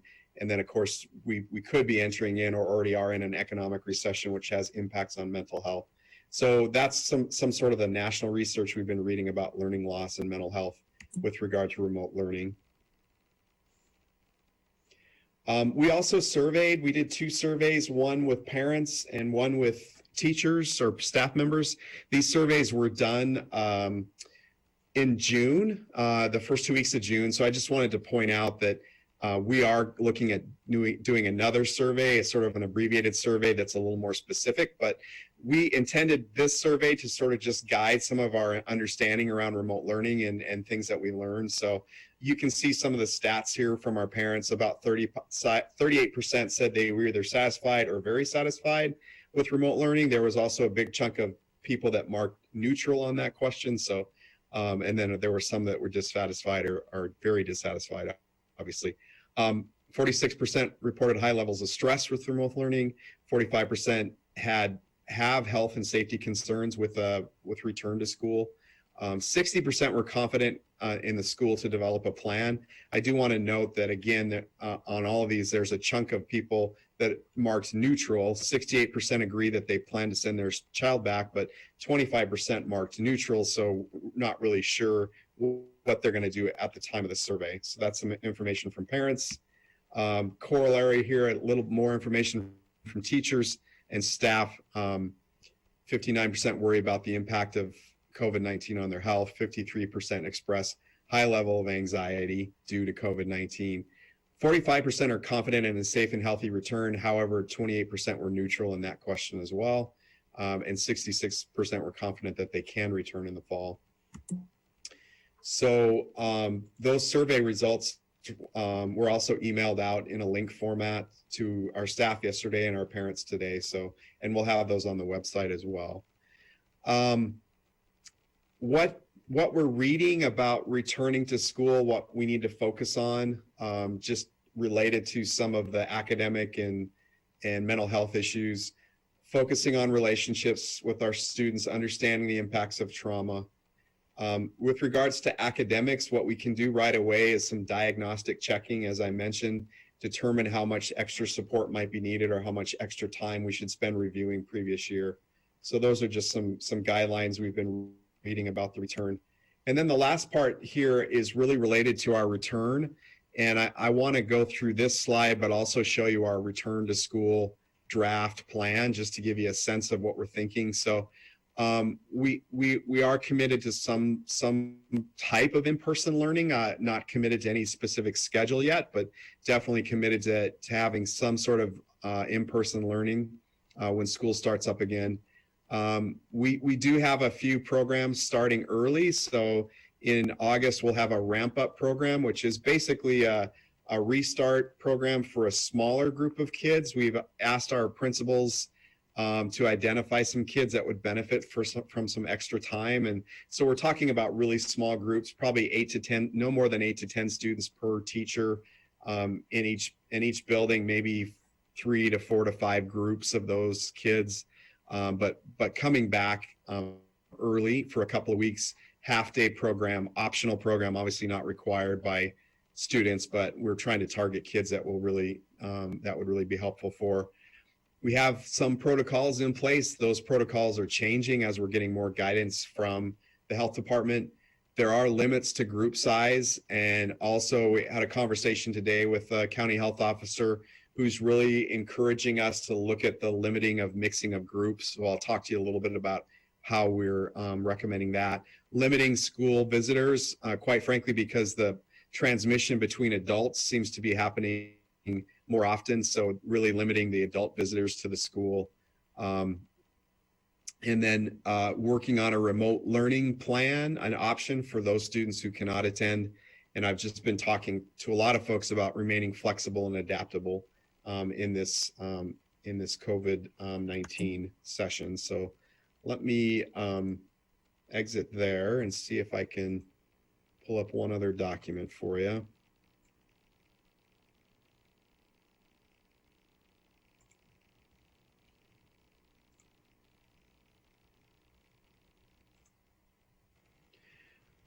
So hopefully you can see this document. It's the restart document, sort of what parents and staff can expect. This was also in the board packet. This was also emailed yesterday to staff and today to parents. This is a draft. We're still talking with the county health officer about this phasing idea, this phasing plan. But the reason that I put the phases in there, I'm trying to match the phases from the state. So as you're well aware, the state is in phase 2 right now. But I want to remind folks that just because the state is in phase 2 doesn't mean that our county necessarily will remain in phase 2. The county health officer can always add extra restrictions onto the governor's restrictions. So a good example of that is the recent face mask order that was passed by the county health board. That's an example of a restriction that's been put in place in our county that's more restrictive than just what's in phase 2. So As we go along and as we watch case counts go up and down, and as the county health officer and her team do the contact tracing and their ability to do contact tracing, we will likely have more restrictions or less restrictions from the county health officer. So it'll be really important for us to stay in communication with her and as we move along through these different phases. Under phase one, if we had restrictions around group size, what we're recommending is sort of a blended model. I'm calling it a hybrid model. So some school and some remote learning. So several schedules have been discussed. Our staff seem to land on this schedule where we'd have half the students in attendance Mondays and Tuesdays, and the other half of students in attendance on Thursdays and Fridays, using Wednesday as a day to clean the school, but also perhaps add extra time for some of our special education students who need, you know, more contact, obviously, with teachers. So using Wednesday as sort of a flexible day for that. But this would be our recommendation if we were in this phase one or restriction to group sizes, that we would do a blended model of some on-site and some remote learning. Under phase two, we are suggesting that we would have on-site learning every day for all students. However, I'm calling it a modified school model because it's not a traditional school model. It's very much not a traditional school model, even though we'd have students there every day.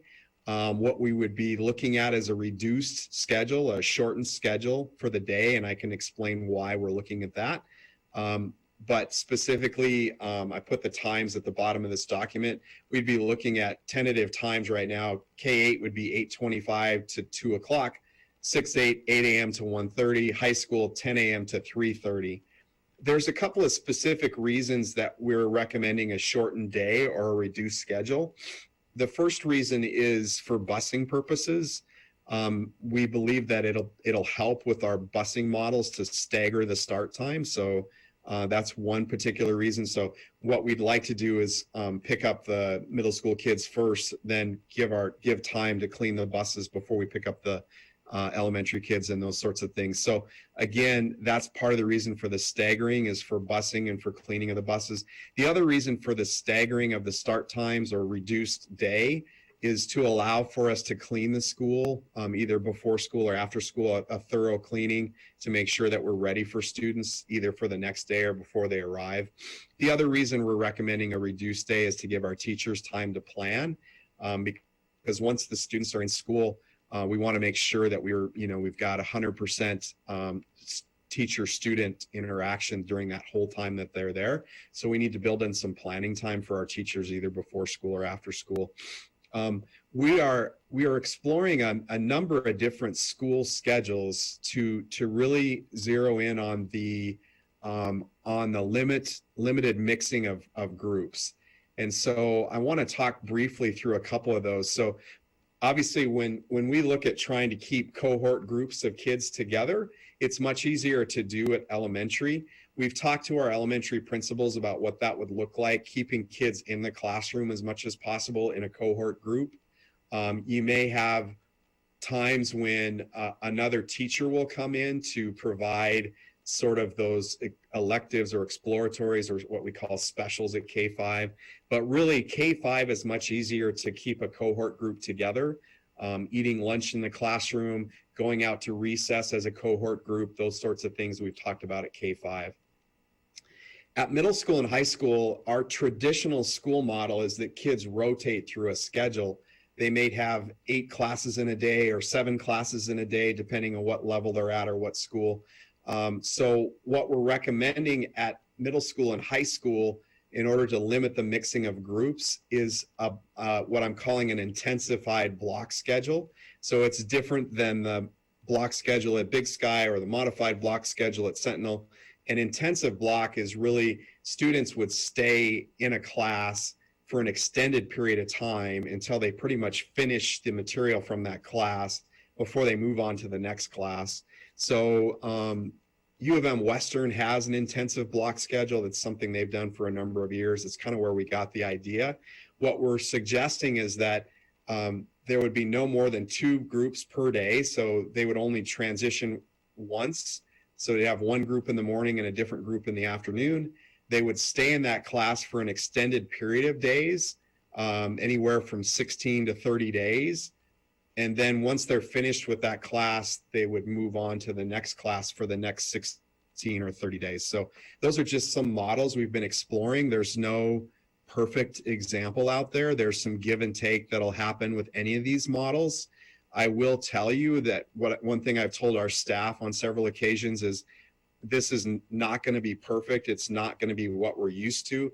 Imagine at the high school level, if you're taking a semester's worth of material and smushing it into 30 days, even though you'll have the students longer for each day, trying to squish a semester into a reduced amount of time obviously is going to be difficult for all of us. So it's not perfect, and it won't be like we've experienced before. It won't be like we're familiar with, but it goes back to what I was talking about before, remaining flexible and adaptable and doing the best we can under the circumstances, and hope that, you know, maybe by second semester, maybe by next fall, we'll get back to more of a normal traditional schedule.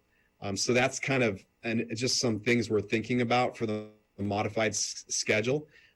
We've talked to several staff groups. I will continue to do that over the next few weeks as we start to really refine our draft and get it down to a final model. And then obviously if we're in phase 3, it would be more of a traditional school model. And again, even if the state were to move into phase 3, we may or may not decide to do that as a community or as a district. One thing I do know about the modified schedule is once we start that, we're going to have to do it for the whole semester just to get through the 7 or 8 classes. So we've explored options for Big Sky being on an 8-period day, and looking at that, we've explored options for Sentinel and Hellgate, looking at their 7 periods versus going back to a 6-period rotation. So we've looked at all the options, and we'll continue to talk with principals and talk with teachers to really refine that into a better model. So that's just some general things I wanted to share with the board about what our planning is so far. The last thing I would just share is the timeline. So we're in this period right now of trying to get information out about what school will look like. I understand that it may change quite a bit over the next few weeks, but we do intend to survey our parents again. And the question we're going to ask on the survey, likely the last week of July or the first week of August, the questions we'll be asking is, here's what the model looks like. Will you be sending your student back, or are you looking for a remote learning option? So that'll help us plan a little bit better at how many students we might have that are strictly in 100% remote learning versus how many students will be coming back. Those are some of the things we're working on. We hope to have sort of a finalized best guess the first week of August. So we'll be able to report that out at the August board meeting. But this next 2 weeks or so is pretty important just to gain feedback from our community and from our parents and our teachers.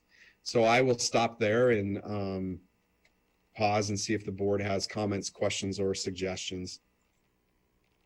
And let me get back. Trustee Sturbis has a question, I believe, and then I'll look for more questions after that. Trustee Sturbis? Yeah, so I was wondering, what's been done so far for planning for remote learning? Because no matter what, that's going to be part of it. Yeah, thanks for the question. We have a committee that's working on remote learning at all 3 levels. I can tell you it looks a little bit different at K-5 versus middle school versus high school. So just to give you a couple of examples, at K-5, we've got teachers that are and principals that are working on a remote learning platform so that students, if they decide to do 100% remote learning, that platform will be up and running on the first day.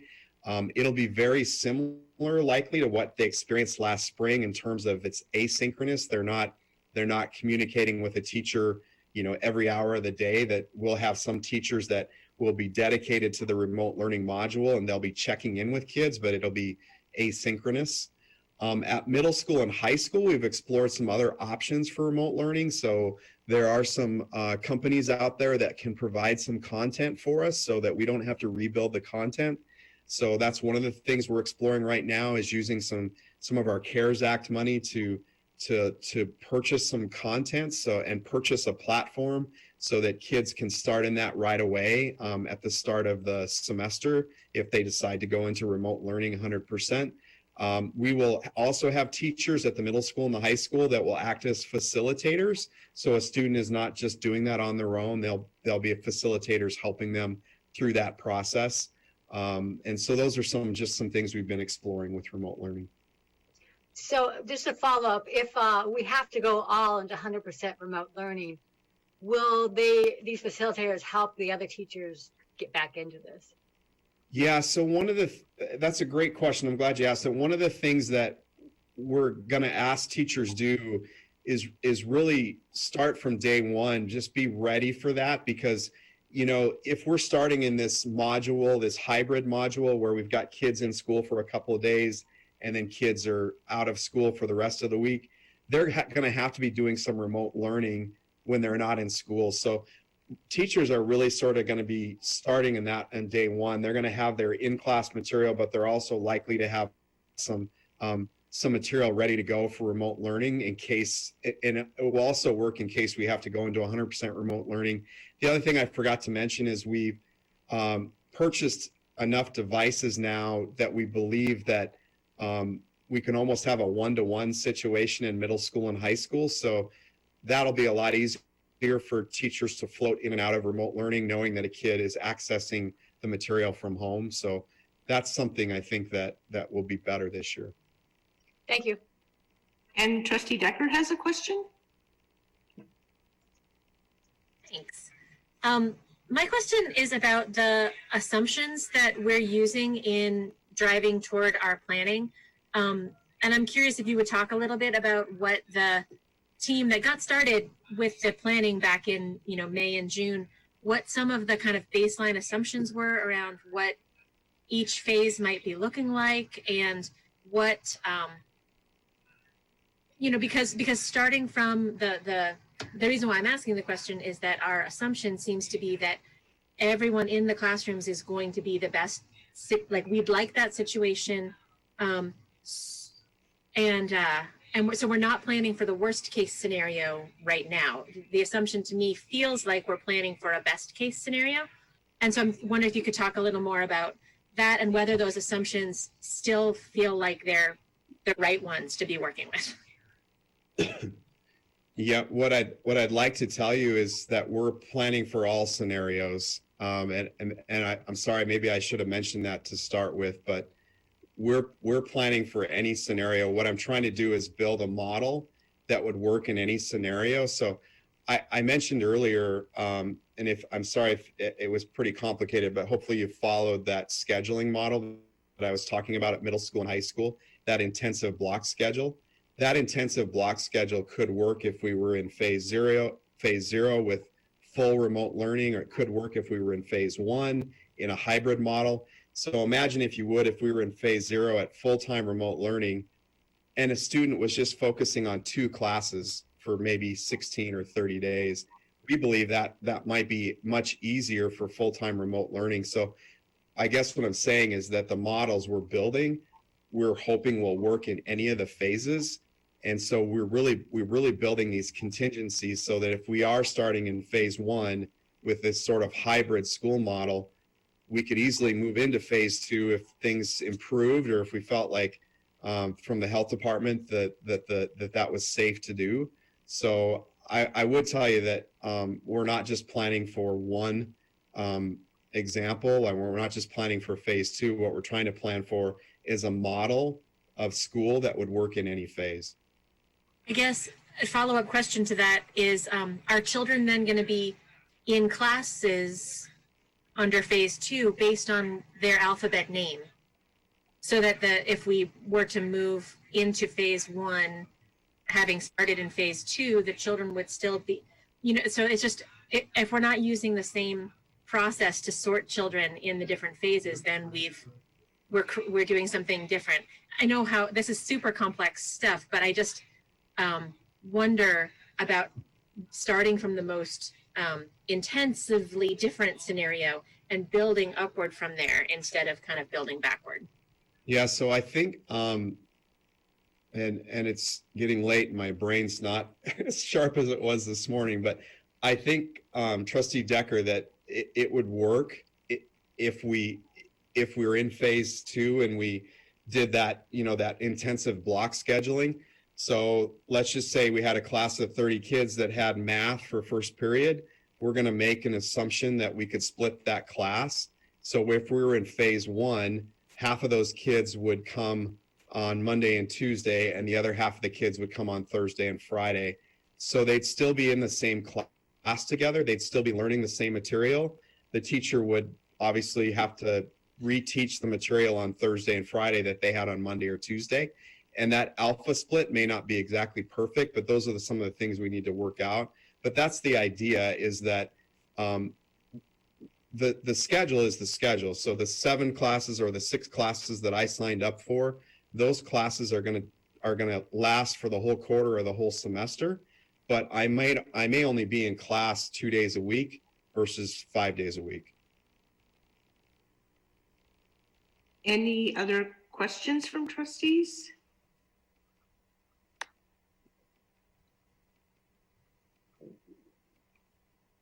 Not seen any.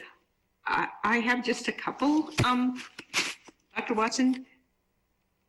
So is there identified costs involved in terms of each of the programs? I was looking at the presentation by the Holtang crew, and the cafeteria style delivery of meals is probably going to have to change. And so I wonder where, and the seating arrangements are going to have to be modified. And I'm assuming custodial staff might have to be increased. So at some point, will the board hear about, those kind of factors to make sure that we can keep all the students in school safe, and the teachers, of course, too? Yeah, we're already incurring some costs, like extra cleaning supplies. Pat and Terry, our transportation supervisor, have been talking with Beach about what the model might look like and any increased transportation costs. There will be increased staffing costs. We know that. So we're trying to budget for that. We did receive some CARES Act money, but it's not unlimited. But we've tried to break that apart into technology and staffing and transportation, and trying to keep things in those buckets so we have enough money to cover anything we might need. I mentioned the computer purchase. We used some CARES Act money as well as some general fund money and some tech fund money to really cobble together that purchase for more devices so that we could go to remote learning right away if we needed to. And so all of those costs are part of the budget, but we can give you a more complete picture as we get closer to the start of the year. Okay, my question was simply, or more generally, that's a factor to be considered, is just, how this might impact our budget. Not specific details, but thanks. I'm just looking to see anyone else. Whoops, just went out of chat. Sorry, I'm having problems getting back to chat. I'm not seeing any more board questions in chat at this point. Thanks. There are a couple of public comment questions with raised hands, but I realize you haven't called for public comment yet. Okay, and so I'm just going to try to get out of, I've messed up my chat room. So if you can help me, it looks like Trustee Decker has another question, or is that the question from a little bit ago? I'm not sure. Trustee Decker, do you have yes, another question, it looks like. It's Trustee Decker. Hi, thanks. I know that we don't want to keep asking lots of questions, but I do have lots of questions, as I'm sure lots of people in the public do. I'm curious about so many components of the plan. I'm curious about what under what circumstances a family would be able to request fully remote learning, whether that's simply a matter of making that request or whether there are certain circumstances that'll be allowable and not. I'm curious about the logistics of buildings and how many bathrooms and sinks are available and how hand washing, which takes time for large groups, how that's going to be built in and planned for. I have questions about teachers and at what point teachers will be making requests or opting to return to buildings, how that works for them and what that does for their work situation. I have many, and I don't want to be too pushy or take too much time myself, but I'm sure lots of people have questions as well.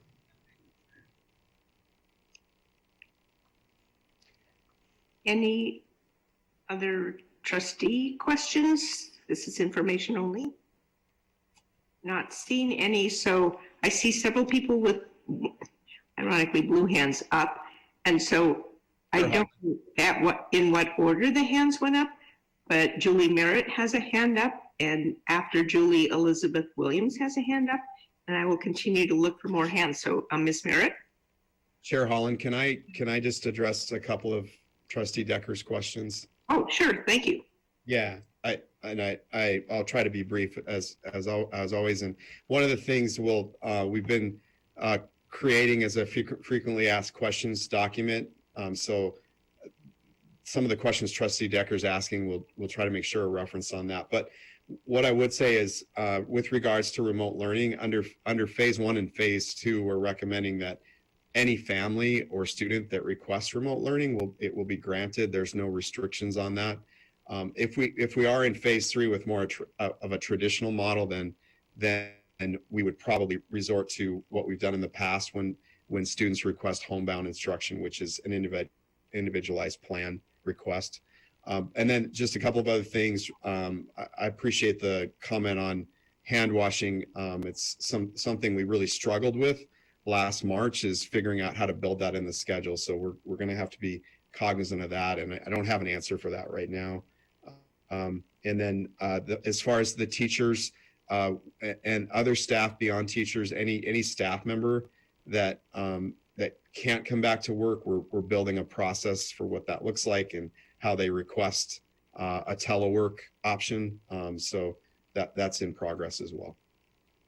And before I return to public comment, I just wanted to make one additional observation, that it looks like we might finally get a later start time for high schools under the current plan, which is an irony of being in this situation. So Ms. Merritt, if you want to go ahead, and then I see it's Ms. Williams, and I think it's Mr. Shearer. So Ms. Merritt. Chairperson Holland, you took the words right out of my mouth. I was thinking the same thing, that it took a pandemic to get our later start time for the high school kids. So that in jest, I want to say I appreciate all of the hard work Dr. Watson, you and all the staff have been putting in. I'm sure that it's just maddening. One of the items that I wanted to ask about that hasn't been mentioned tonight is testing. Are we going to have regular testing for teachers and students to try and keep a pulse on how much transmission is happening? Have there been any discussions around that? And just to remind everyone, public comment means that Dr. Watson won't answer public comment questions now, but you certainly feel free to call him or me at any time. But this is the time that we'd love to know about the things you're thinking about. So thank you for your public comments. And so I will spell Julie's last name. It's Merritt, or our minutes. And then Ms. Williams.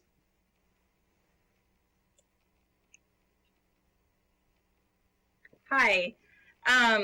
Thanks so much for all the hard work that you have all done. I want to echo what Julie Merritt said on that note. I also have a question, recognizing that it won't be answered right now, but something to consider. Superintendent Watson talked about how important and how much they're stressing trying to not mix groups. But then busing came up in the conversation at one point. And so I'm curious what that will look like and if that's been considered, if cohorts will be bused together regardless of where they live and the bus routes will just look different and be less efficient, or if that's been considered at all. Thank you. Thanks. And Mr. Shearer? Good evening. Thank you all for your time, and thank you for those that have been working on these plans. I just have a couple concerns. One is from the perspective of families in Missoula, and I know that we're trying to do the right thing by planning for all of these scenarios, but we are putting families in an impossible situation, because now I have to find childcare for 3 days a week or 5 days a week or 2 days a week. And I've got 6 weeks to do it, but I don't have 6 weeks because I'm not going to know the plan for another 2 weeks. But it took me a year to get childcare for 3 days a week a year ago, right? So like there's a childcare shortage and you're giving families 4 weeks to solve that problem. That's an impossible problem. And so I know it seems awful to say this is what we're going to do for fall, regardless of what the circumstances are. But the sooner we do that, the better families can plan and make arrangements, because it's so unfair to working class and our most vulnerable populations to say 4 weeks out or a week out, you got to find childcare for 3 days a week. You're on your own. That's just not fair. And I don't think we're really considering that. The second piece is, I think we should really be thinking about, or I'm sure you have, but high school can look different than K through 5. High school could be all remote, right? And K through 5 could be in person. And there doesn't seem to be enough discussion about splitting these two. And I know the science is changing rapidly, et cetera, but it seems like the transmission among high schoolers is much higher than it is among little kids. And then the third piece I just want to say, and I guess it's kind of fairness, but at the same time, the reason why remote learning in the spring wasn't very successful is because we had 5 days, 7 days as teachers to convert to remote learning. And it feels like now, instead of having 4 weeks to plan for remote learning and build out my class for remote learning, I'm going to be in a position again where I've got 2 weeks to do that.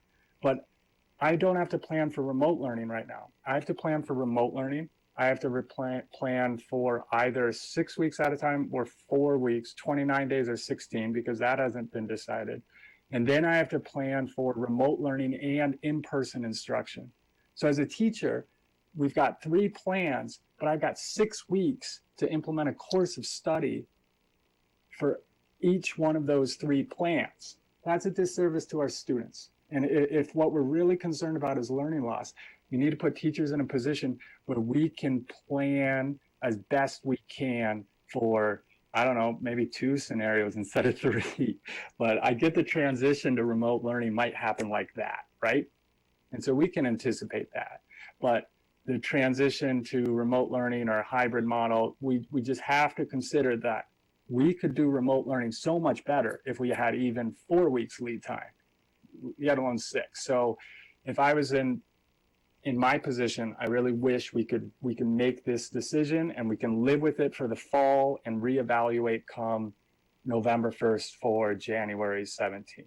So thank you guys, the Board of Trustees, for taking the time to consider all of this. It's a lot of really difficult decisions to make. So I appreciate that, and thank you for the time for the public comment.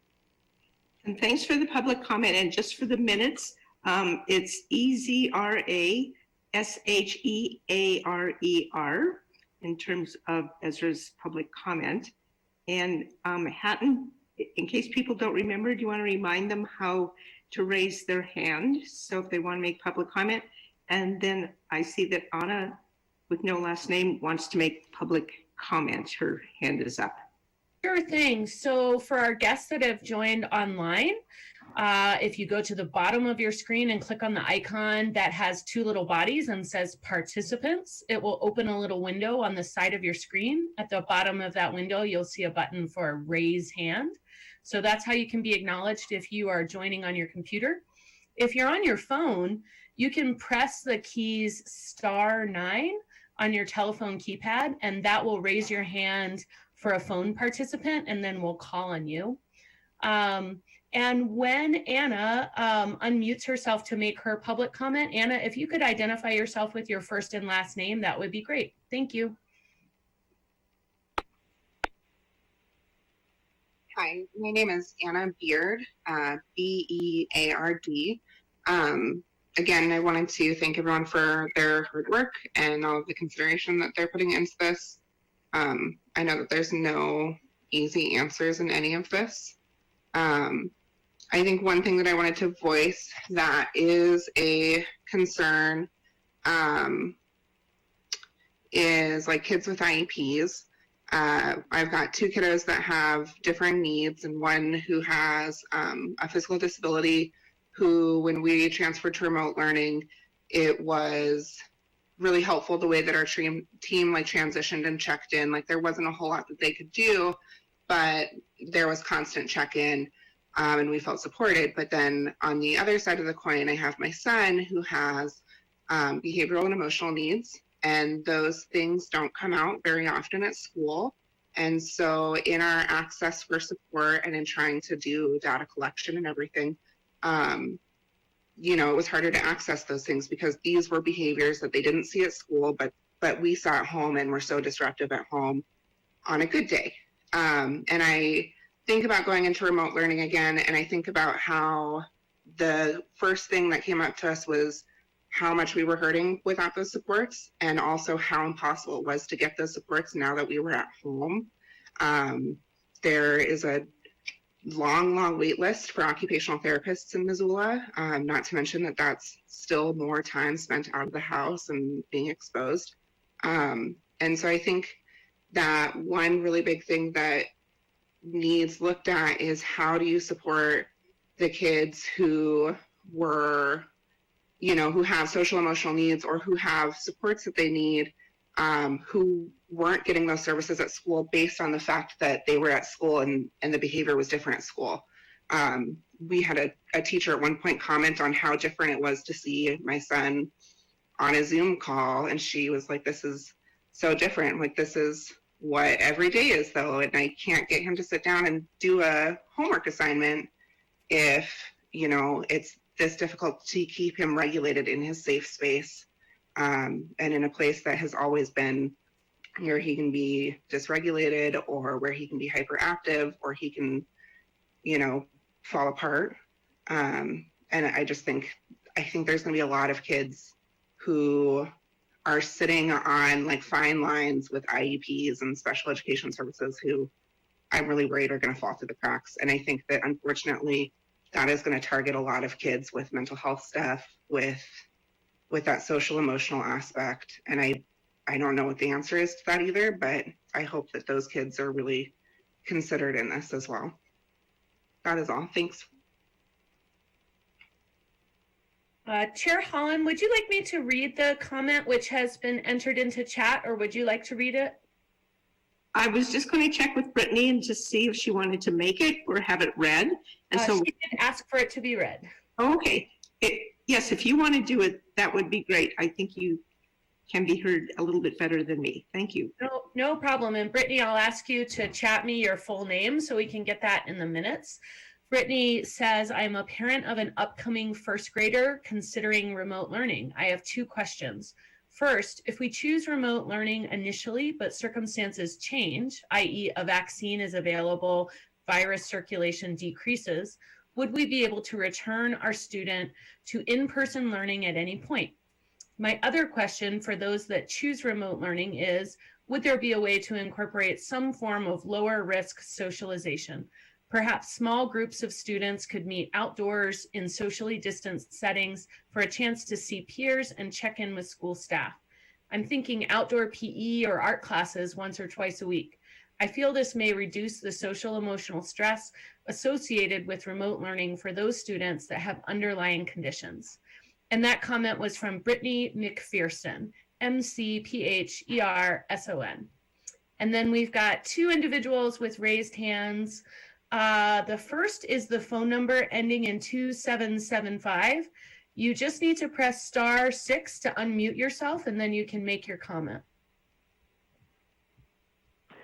Hi, my name is Melissa Cotter, Cotter, and I just want to say that I'm really appreciative of the first comment about the need to be able to plan childcare ahead of time and have time to find childcare. And then the second is just to reiterate my sentiment that I put in that poll, which is I'm an essential worker.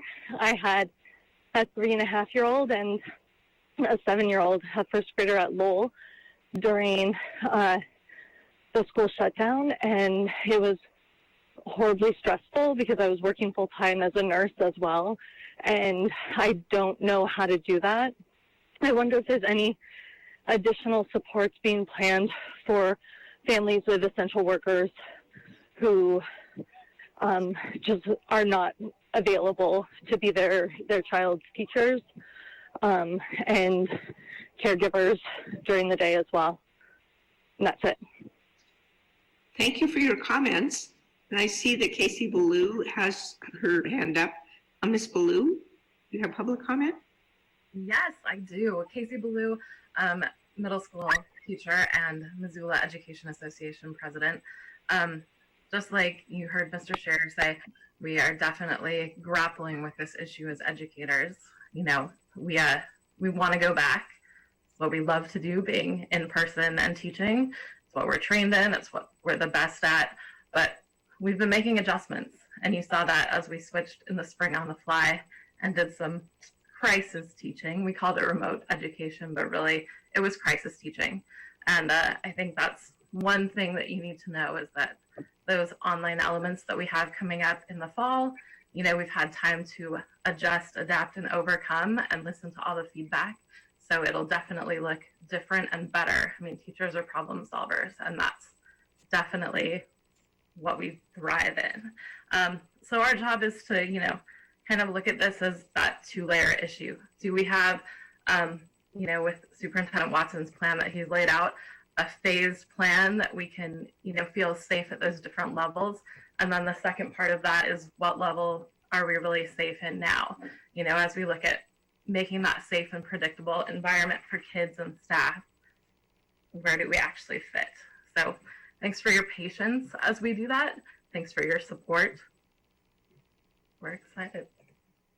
Thank you. Any other public comment? And if you raise your hand, if you're participating not on the phone, I'm just going down the list to see if there's any more raised hands. We do have an additional raised hand from Anna again. Okay. Anna? I just wanted to add additionally the concern that I would have for low-income families that don't have the luxury to choose between free, accessible childcare and paying rent. I think that there's going to be some families that do get to truly consider that, but there's going to be a lot of parents who can't. So.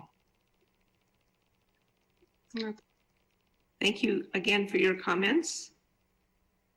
And as I indicated, that's one of the reasons we added this as an information item, so we can get feedback from the trustees and the public, so that Dr. Watson and the board can hear what concerns people are. So thank you all for your public comment. Is there any more public comment? I'm just going to scroll down through the participants to see. And Hatton, please help me if I'm overlooking anyone. There just was one additional raised hand at the top from Julie Merritt.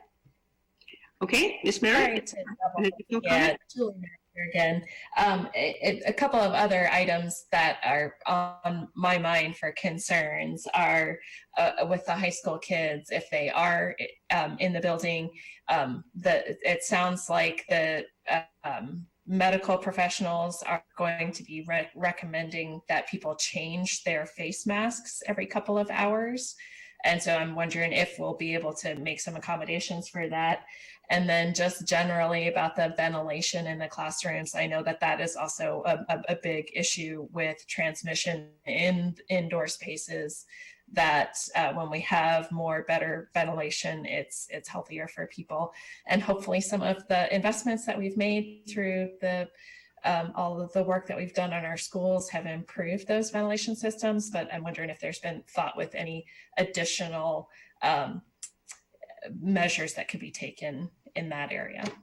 Thanks. Thank you again for your public comment, and I'm just checking to see if there's any additional public comment. And I believe, Dr. Watson, if you can remind me, is there a mechanism by which the administration can receive public comment in a way other than by attending a board meeting and providing public comment here without participating in the survey or more formal mechanisms for getting feedback? If you could remind us of ways. Yes, we have an email established, a public comment email, and we can put that in the chat. Thank you. Any additional public comment on this agenda item? Thank you all. We appreciate all your comments. They're all very thoughtful. And we'll go ahead and move on to topic 2, which is the high school transfer policy and procedures. Again, this is information only. So Dr. Watson, as you noted in the background at the June 23rd board meeting, we talked about the first reading of the high school transfer policy 2140, and it's currently available for public comment. So could you provide us some additional information on this? Thanks.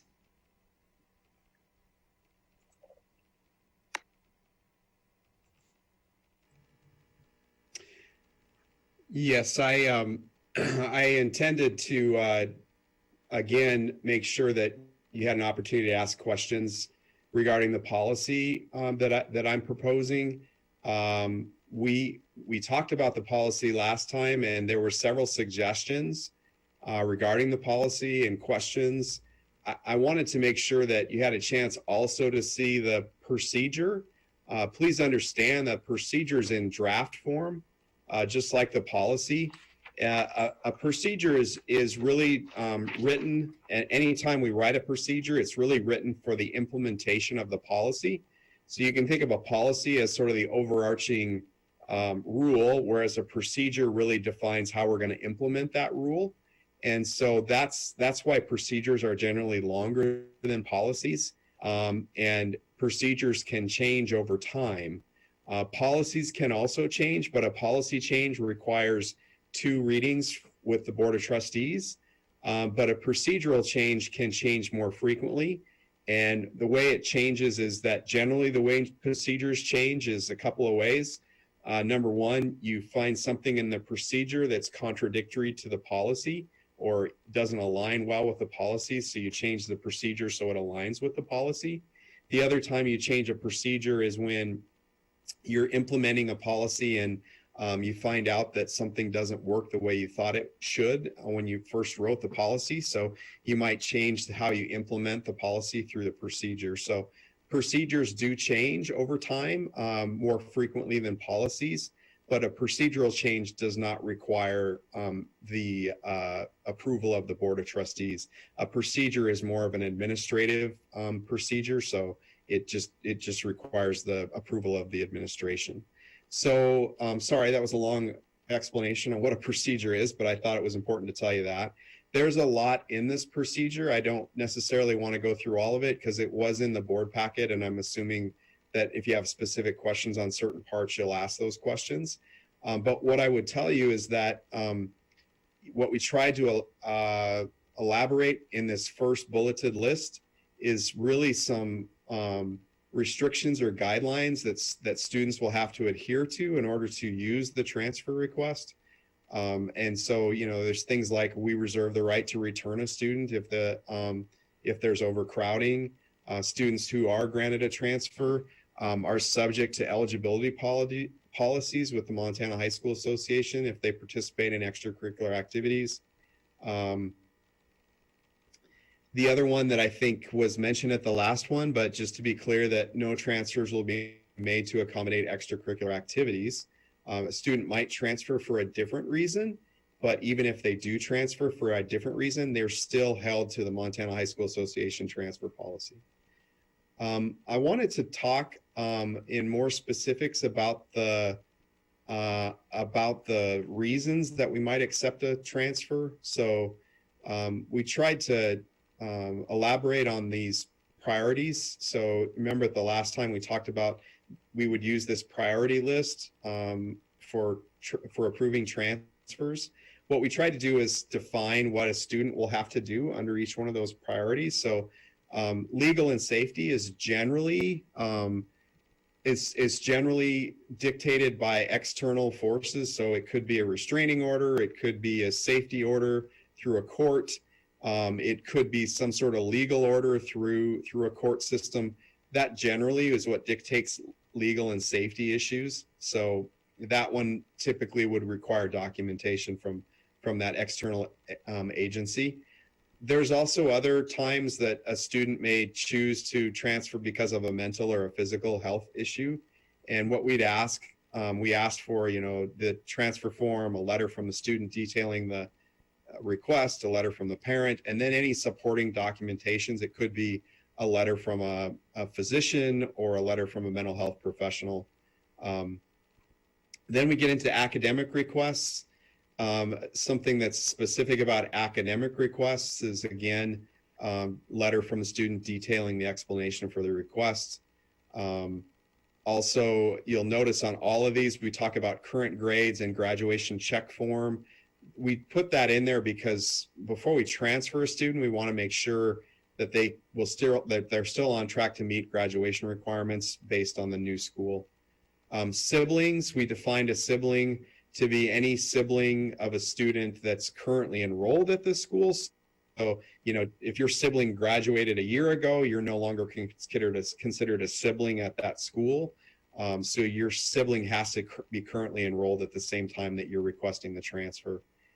Children as staff, we defined that a little bit more just so folks understand what that means. And then we always have this other request.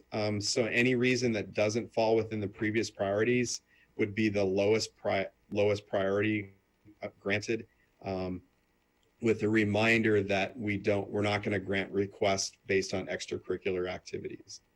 So I'm going to stop there. I know there's a lot in that procedure, and I thought it would be helpful for you to see what we're proposing to actually implement the policy, just so you have that background. Okay. Oh, thanks. So I'm looking to see if it looks like Trustee Lorenzen has a question. And then Trustee Mercer has a question. So Trustee Lorenzen, then Trustee Mercer. So Dr. Watson, we keep saying transfer, but this also applies to students from 8th grade going into 9th grade who are trying to choose a school outside their attendance area as well, correct? Yes, and in some other areas, it's called an out of area request. So we could refer to that in that way. So if I'm an 8th grader and I'm requesting a school outside my neighborhood, then that would be an out of area request. But yes, the same rules apply. Could I ask a follow-up question then? Yeah. So would we change the terminology to clarify that if you're not yet in a high school, so it would be a transfer or out of district request? Or are you suggesting we have a whole separate policy for 9th graders going into? No, I'm not actually. We would use the same process and procedure. And so one thing you'll know, I didn't talk about the deadlines, but we have language in here for 8th graders. So December 15th for all current 8th graders. Okay. would be the deadline. And then we also, we reference 8th graders somewhere else in here. I can't remember where. Yeah. So high school transfer is read broadly enough to mean if you're supposed to be going to one school and you want to be going to a different school, no matter what incoming grade you'd be going into, it's a transfer. Is that accurate? Yep, and we would be using the same process and procedure for those 8th graders going into 9th grade. Okay, thanks. And then Trustee Mercer has a question. Then I think Trustee Decker has a question. So I guess confirming, when I did the math, it sounded like the way it is right now, at least last year, Hellgate was up like a net 110, and the other two were pretty close to a wash. Which leads to my question. I guess I'm just wondering, I understand prioritizing certain things, but subject to space availability, why not say anyone transfers? Do whatever, I mean, subject to this timing requirements, all that, but if you meet our timing requirements and there's space available, you can go. And that's sort of a sub point of that is, why not extracurricular activity? Why make someone lie about wanting to take some class rather than just, if there's space available, let them go? What's the downside of that? Great question, Trustee Mercer. I think the downside that we've seen is it's being applied inconsistently. And as I think I mentioned in the last meeting, there isn't any real clear rationale for why kids transfer. And I think what you're asking is like, well, what if we just allow anyone to transfer for any reason? And we've pretty much done that. But the problem is that kids are being told no right now, but there's really no rationale for why they're being told. And so without having some guidelines in place, what I fear and what I believe is happening is it's being applied inconsistently, and it's not equitable for all students. And it looks like Trustee Decker had a question. Yeah, my question is related to specifically the Health Science Academy, but also other programs like perhaps the Ag Center or programs that really are unique to certain schools. And how, especially if this policy applies to 8th graders entering, how we go about, and I'm not just asking this because I have a rising 8th grader myself right now, how do we go about letting students know about what schools look like so they can make an informed decision about whether they're requesting a transfer? And then my sort of secondary question around that is there an advantage in some of those programs at starting off in the school in which they're housed? And do students often opt in at later times, that kind of thing? Yeah, those are great questions. So just to clear up the language around this. So the Health Science Academy is a good example. That is specific to Big Sky.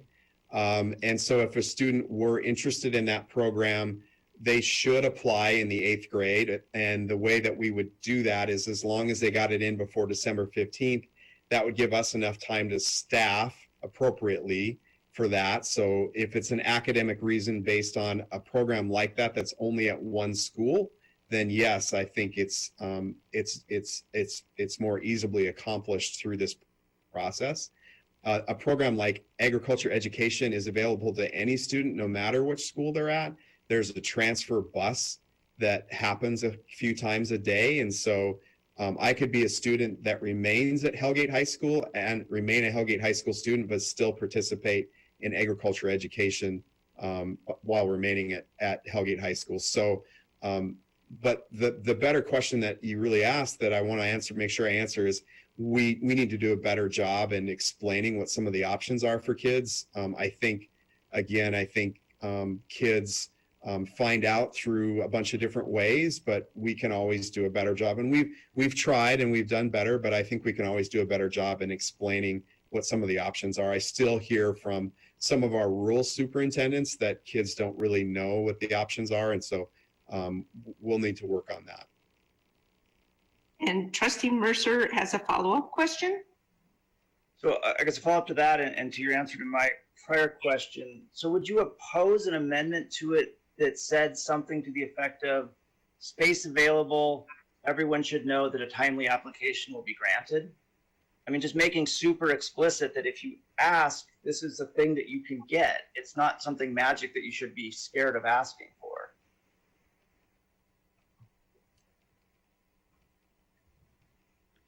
Yeah, I'm just reviewing the policy, and what I'm asking myself is that statement in the policy or the procedure.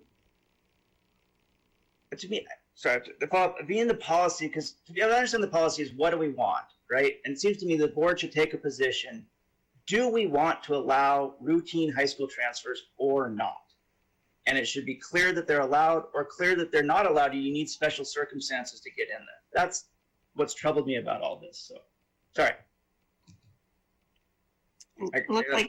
That's my question. Is I guess to me, why not put it in the policy? And Trustee Lorenzen has a statement she'd like to make. And just to clarify for Trustee Lorenzen, this is information only. At a certain point, there will be board debate on adopting the policy, but I believe that the reason for bringing forward information only at this time, because it's still out for public comment, and also at the last board meeting, we had suggested that it would be helpful for the trustees to see the procedures being developed in order to make an informed decision about what the language of the policy itself should look at. So, Trustee Lorenzen, go ahead. It's just that what is now being in the form of questions is actually arguments that we are not allowed to participate in. So at this point, we're just looking at it. If we have to wait to debate it, I think the entire board needs to wait to debate it and not debate it in the terms of a superintendent question. Thank you. Any other questions for Dr. Watson?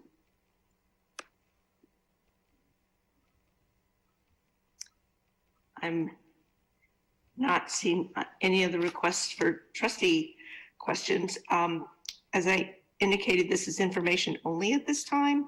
It will be brought forward as an action item later, but is there any public comment at this time? Because we would also be taking public comment at the point that it's up for consideration for adoption by the board.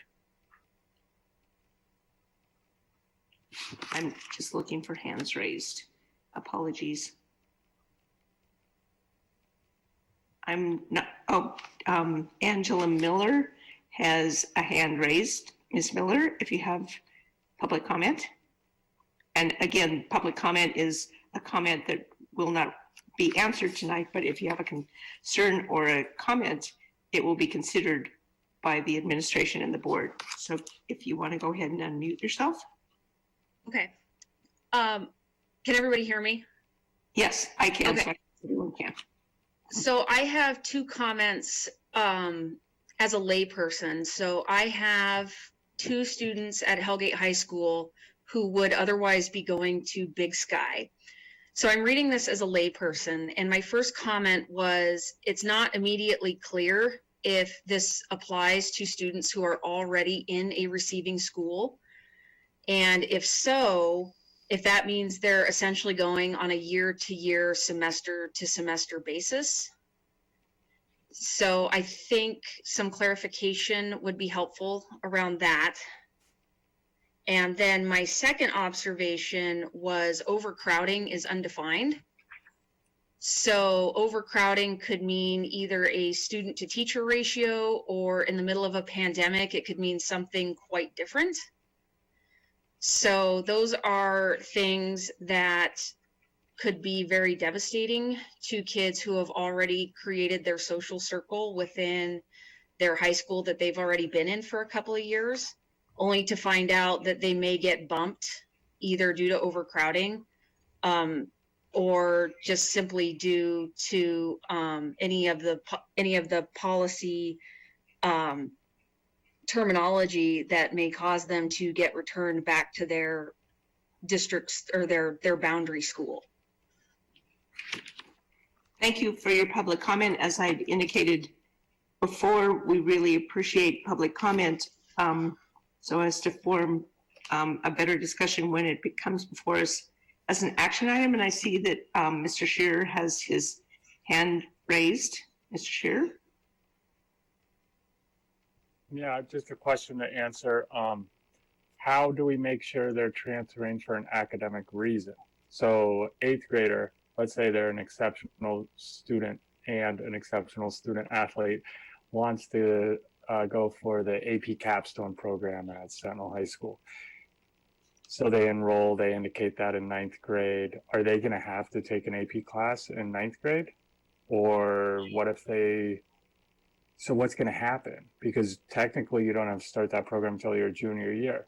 So then by their junior year, they still haven't taken an AP. Like, what's the, hey, you said you're going to do this for academic. That means your first semester, you're in an AP class, or if you're a Sentinel kid, you're in an IB class over at Hellgate or Health Science. So what's that look like? If it's an academic reason, how do we make sure they follow through on whatever that reason is?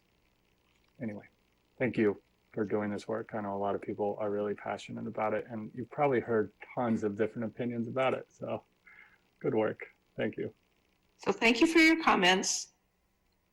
We really, truly appreciate hearing from the public about things that the board will be acting on. I'm just checking to see if I see that anyone else from the public wants to comment on this information item. And again, I'll reiterate and emphasize that we'll come before the board on a later agenda as an action item. So we would, appreciate public comment at that time as well. I don't think I see any more hands raised. No, I'm not seeing any on my side either.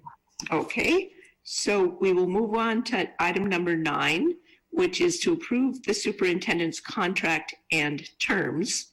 And so if you look beginning on page 50, I will explain that, Rob had submitted proposed change, or Dr. Watson had submitted proposed changes, primarily changing dates, and also taking out some language about a firm date by which his evaluation needs to be done, because there is a state statute that if he falls within a certain category, it has to be done by a certain date, but otherwise there really is no reason to adhere to a specific date. And then finally, the increase in salary is tied to the increase in salary that staff received. I've talked with our legal counsel, Elizabeth Calava. She sees nothing inappropriate about the recommended requests that Dr. Watson has made. And so, the recommendation, unless someone has questions for me, then the recommendation is that we take action on the superintendent's contract and its terms. So Ms. Calava and and Megan Morris both indicated they would be willing to be able to be at this board meeting, but the terms are very straightforward and not completely complicated. So I indicated that they didn't need to be there, but if anyone has questions, since I've talked it over with them, I'd be happy to try to answer them. So I'm just looking in chat to see. I don't see anyone with questions. So there isn't a recommendation, but the question is, if you approve the contract and its terms as it appears in our agenda, then the motion would be to approve the contract and its terms as found in our agenda. And so I'm just looking to see if anyone wants to make a motion and what they want to state. And so Trustee Sturbis has indicated she has moved to approve the contract and its terms. Trustee Oldperson has seconded the motion. So now is the time for board comment. And so either unmute yourselves or raise your hands if you have a comment, or just let me know in chat. I'm just trying to check to see if any hands are raised. I'm not seeing any hands raised. in that case, I will make a comment. I don't think when we went through the hiring process to hire Dr. Watson to become the superintendent of schools in Missoula, we imagined that he would also be leading us through how to respond to a pandemic. And I can't think of a person that I would put my confidence in thinking about everything that he's been thinking about, the hours that he's been putting in to do this. And anyway, I wholeheartedly support approving Dr. Watson's contract and the small incremental pay increase. I think we all wish, our budget would allow something to recognize how you have been such a good leader and actually been a leader to your staff and to the students and to the teachers and to the parents, and to communicate with everyone, from the beginning. When you took the job, you effectively communicated, and then life turned upside down, and it even required a significant level of attention to detail and thinking ahead of the time. And so I just want to say, on behalf of myself, I really appreciate that you're willing to stick around in Missoula. So anyone else have a comment in light of my comments, other than there's some comments being made in chat indicating they agree. So with that, is there any public comment? I'm just going to check and see if there's any. I don't see any virtual hands raised, and I don't see any requests in chat to make public comment.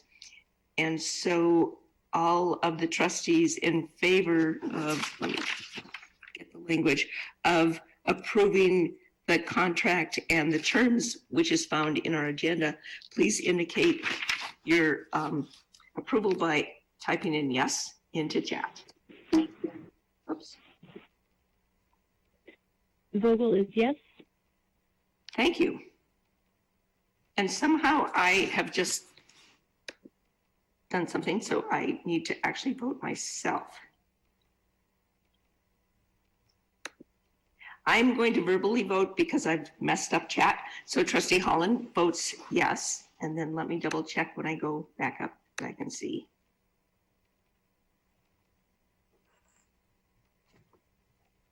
And the motion has passed unanimously as to all trustees present. So the motion passes. And so we will appreciate your leadership for another year beyond the year that you've already signed up for. So thank you for leading us through this pandemic. And so with that, we have indicated at the beginning of the meeting that the administration is working with the employee to come up with an alternate solution. So there is no request for employee termination.